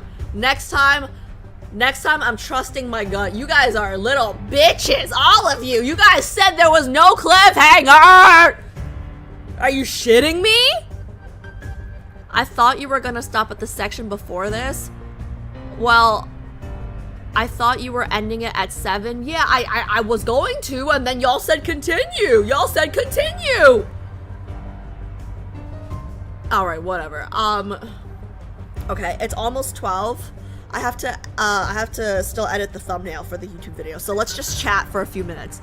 I just remembered why I wasn't 100% sold on Zane, even though he is probably the closest to my type in real life. And it's because I think he's just so sad. Like the Jasmines and then Dawnbreaker and then everything that follows him, like I don't even think that it's his fault, right? Like it's just so sad. So like I personally, like, I don't like his profession. I don't like that he's a doctor. I don't care how prestigious it is, and I don't care how much my parents would like me to marry a doctor. I don't like his profession. But again, not a deal breaker, but like his lore is just the saddest to me. You know what I mean? Like, don't get me wrong, I've cried for who haven't I cried for at this point, right? I feel like I've cried for everybody's, right? But the thing that's so angsty about Zane for me personally is personally, I'm someone who's very hard on myself. And I don't necessarily think that two people that are very hard on themselves would go well together. Does that make sense? So, I remember now, that was my hesitation with Zane. Like, he is closest to my type. I just don't, I mean, like, they're all sad. They all have sad stories, right? Like Sylus, like obviously like the dragon thing and the chopping off of the thing, you know, like the chopping off of whatever. And like, I mean, fucking Raph like lost his entire people. Like he lost Lumiere and Zay, like everybody's got a sad story. Everybody's sad, right? But I don't know, like the demeanor just isn't as angsty, I guess, if that makes sense. I don't know. But I remember now that was my hesitation when it came to Zane. Okay. Let me catch up on chat real quick.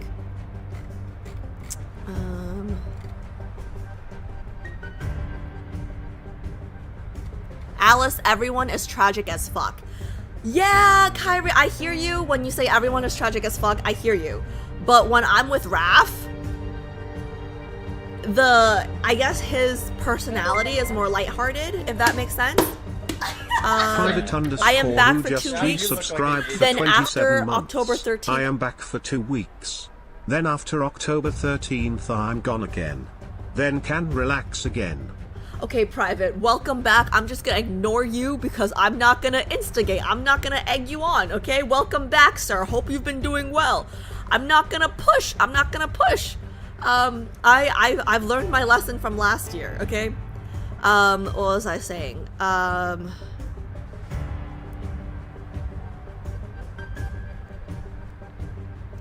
They're all tragic. You still feel like he's more tragic than everyone else. He is. I do feel like I feel like he's more tragic. I don't know why. I think it's because, okay, let me explain this. Everybody's backstory is tragic, but I feel like Zane's the only one so far from all the things that I have, how do I say this?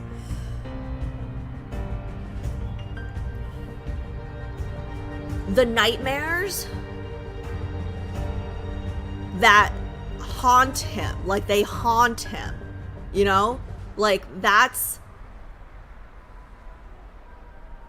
Everyone has a tragic backstory, everybody has had sad things happen to them, but I think he's the only one where, like he's very hard on himself.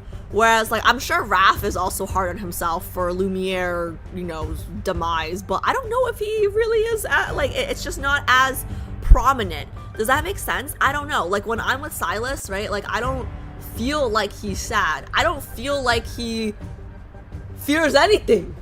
Like, I don't even know how to explain it. I don't know. But that was my concern with Zane, like, before this.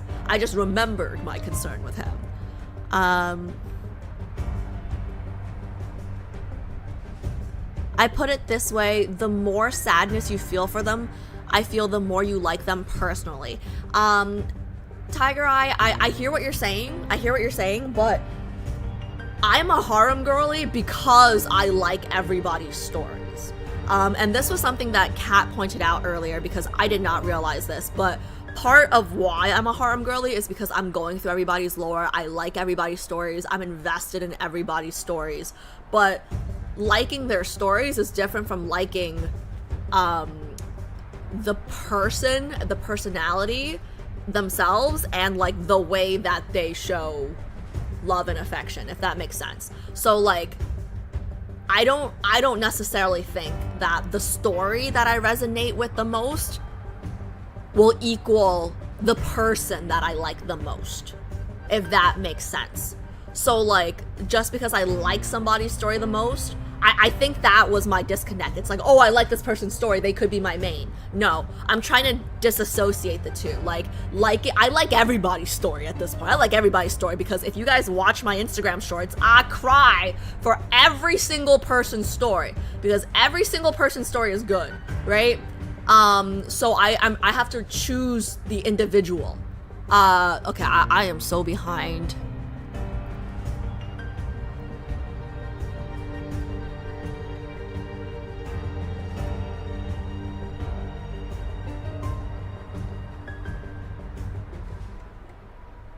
I'm so behind. I just got to Private's resub. Private, I hope you've been doing well. If you wanna, on Sundays we do Love and Deepspace, but if you wanna catch up and chat Wednesday, there is no wheel. Don't worry about it.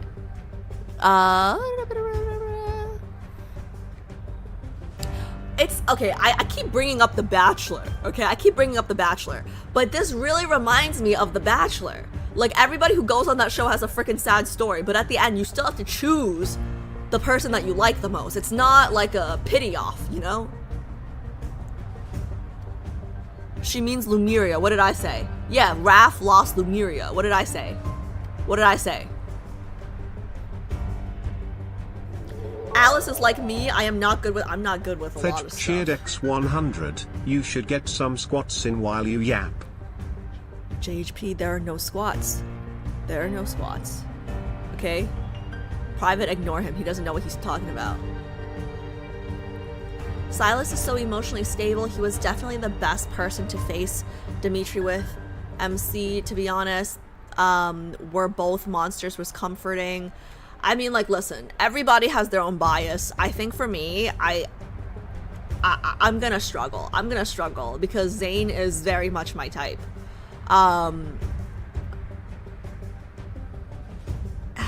I don't know. I still feel like in another life I would have chosen Caleb. I feel like in another life I should have chosen Caleb. It should have been Caleb. Now that I've determined, like, I don't think you guys understand how much I liked Caleb. Like, I really, really liked Caleb, right? So the fact that I can now say that I choose Sylus over Caleb, I think Zane has his work cut out for him, guys. I'm just like, Zane has his work cut out for him. It's gonna be a nail biter.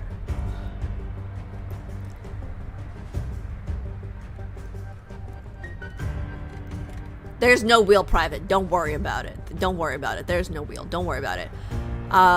Caleb is living entirely for MC, so I'd argue he's sadder, in my opinion, than Zane.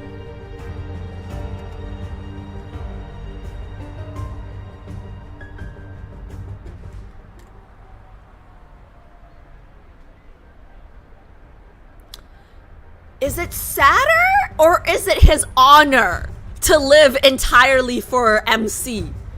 Like, is it sadder, or is it his honor? Because that's what I liked about him. Like, I liked... I'm sorry, I'm a little toxic, guys. I'm just a little toxic. Okay, let's see.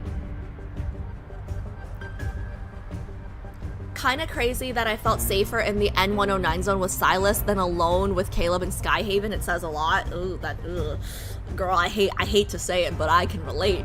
I can relate. Like I don't know how it happened, guys. I don't know what Sylus did. I don't know how it happened.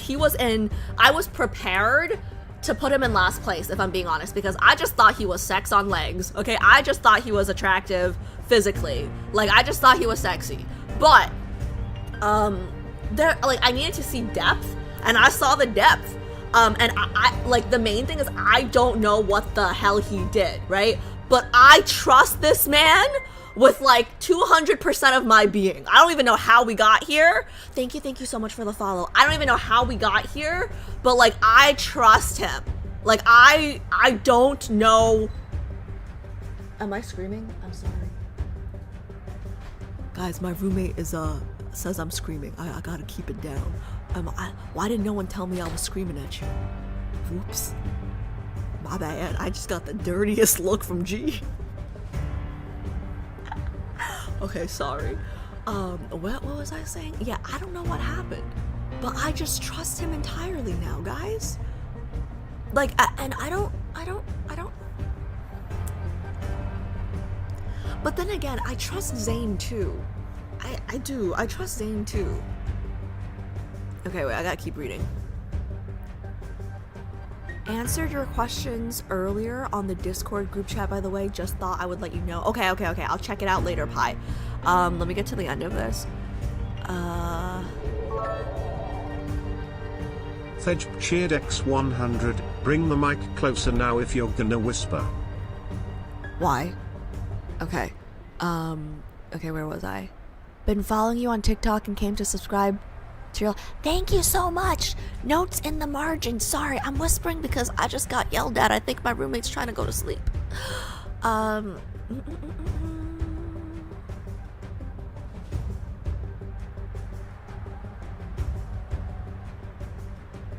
Caleb's lore is sadder to me too, as Snow Apple main. I mean, I struggled watching Caleb's analysis, and I enjoy angst.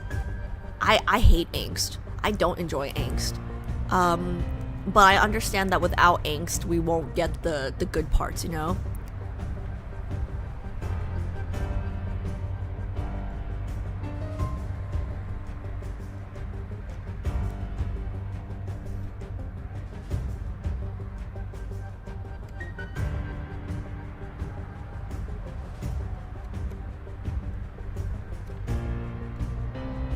Sylus equals safety for me as well. I feel like watching Sylus's limited myth tipped you over, lol.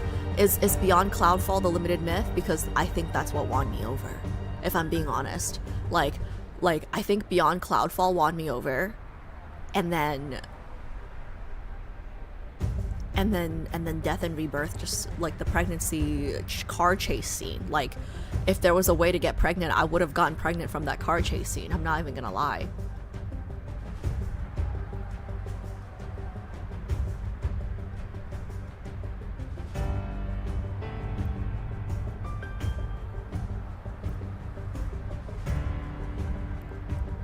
Sylus is very honest. He earned your trust by trusting MC and being straightforward. You know what it is about Sylus, though? How do I phrase this? I feel like me personally, right? I feel like I'm a very self-aware person, believe it or not. I feel like I'm self-aware. Private, shut up. This is a serious moment, okay? Okay, right. Self-awareness, yes. I feel like I'm a very self-aware person, right? But I also feel like I'm a very confident person. Confident as in, like, I know what my strengths are, I know what my weaknesses are, but there's something about somebody that you... Somebody's dead, my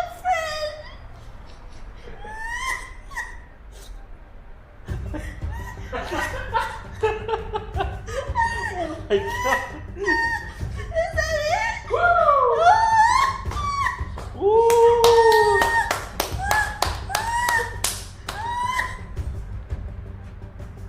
There's something nice about having someone that you respect. You know he's this powerful mafia boss, and you just know that, like, you know, he's capable and everything, right? Like, having him believe in you, like, I don't know how to explain it, but, like, I'm a pretty confident person already, right? But, like, having somebody who's that caliber of, like, a human being believe in you, like, it's just like somebody say what I just said better, please. Like, did I make sense to anybody? Like, I don't know what it is, but it's like his confidence in me makes me confident in me. Does that make sense? Like, I don't know if I'm explaining it Why right. the fuck you lying? Why you always lying? Oh my god. Stop you fucking lying. Okay, guys, I'm trying to like read through the comments really fast because I gotta end stream, guys. I have work tomorrow, unfortunately. Man, if I was... No, I can't be a full-time streamer. I live in New York. It's too expensive. Okay. I'm scrolling to the end because I'm so far behind, guys. I'm scrolling to the end. Okay, why are we blowing up all these ugly faces? Why are we... Okay, it's... Okay, I'm ignoring you guys. I'm ignoring you guys. Private, I'm not engaging. There's no wheel, there's no squats. I am disengaging. Did anyone understand what I was saying about Sylus? It's about they ask you how you are, you just have to say that you're fine when you're not really fine, but you just can't get into it because they would never understand.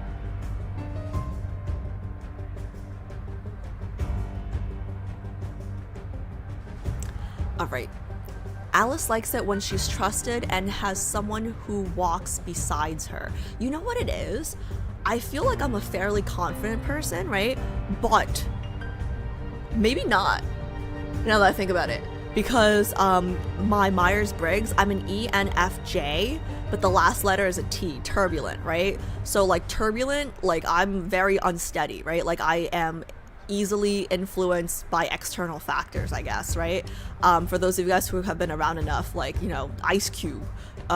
If you guys don't know what Ice Cube means, ask me on Wednesday. I can tell you guys the long story during our Yap session. Shut up, Private, don't piss me off! I don't want to get kicked out of my apartment. Okay, G's trying to sleep. But yeah, I think I'm a confident person, but I'm also someone that, like, second guesses a lot or, like, overthinks a lot, right? So, like, to just have somebody that you, like, trust and respect and he's just like, yeah, no, like, you're doing it right, you're doing everything right, like, it feels good, you know? Like, I just want to know. Okay, alright, I gotta get through this. I can't. I'm gonna blow up at Private. I'm gonna blow up at him, and then I'm gonna get kicked out of my apartment by my roommate. Can my roommate call the cops on me? I don't know. Okay. Let me see.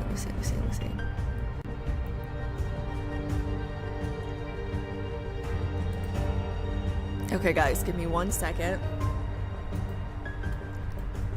Channel. Let me see who's online right now.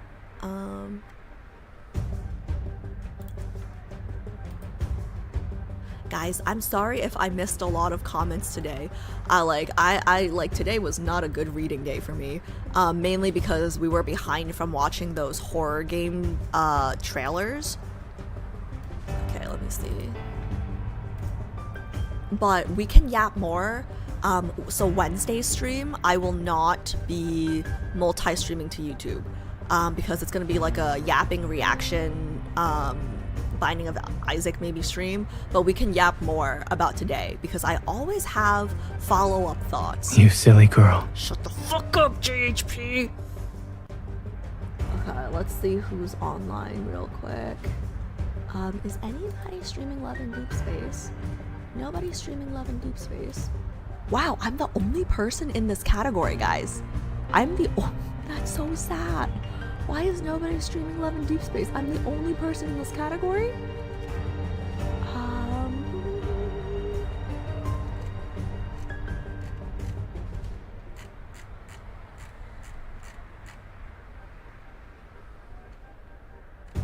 I have nobody to raid.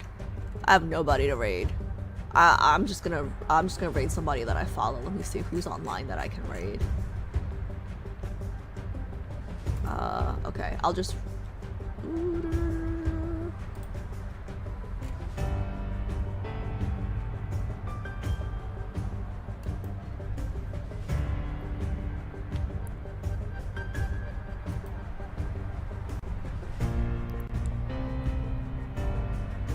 Okay, guys, I'm raiding an old friend from Lost Ark. I don't even know how to explain Lost Ark, but I spent 2 years there. Okay, wait, let me pull up the comments again. It's 12, girl, nobody would be streaming. No, I mean, like, a lot of people are in different time zones. If they're in California... Shut up, guys. What was I gonna say? Oh, wait, let me... I gotta know when we're raiding, because I don't want to suddenly disappear again. Wait, where did my raid thing go? Okay, it's fine, whatever. Okay, guys, reminder, YouTube vlog coming out tomorrow. Please watch and like. We can talk more Wednesday, but I won't continue until Sunday. I'm sorry if I missed comments. I promise I will try to get better about reading them. Let's see. I don't know, guys. I'm trying really hard not to like Zane, but I feel like it's just the beginning. So I feel like it's gonna be a struggle because he was in first place for so long, you know? Let's see. But yeah, hopefully somebody was able to understand what I was saying. Did I raid yet? I don't even know because I don't even have it up, but I have to go to work tomorrow. I don't know what happened to my Twitch thing, but I don't know when I'm raiding, so hopefully somebody will just tell me that I raided. Otherwise, I'm just gonna be yapping. Okay, you know what? I could pull up my own stream. And see if I'm still... Oh, wait, we raided already. Okay, I probably look stupid now. So I'm gonna end because I have work tomorrow.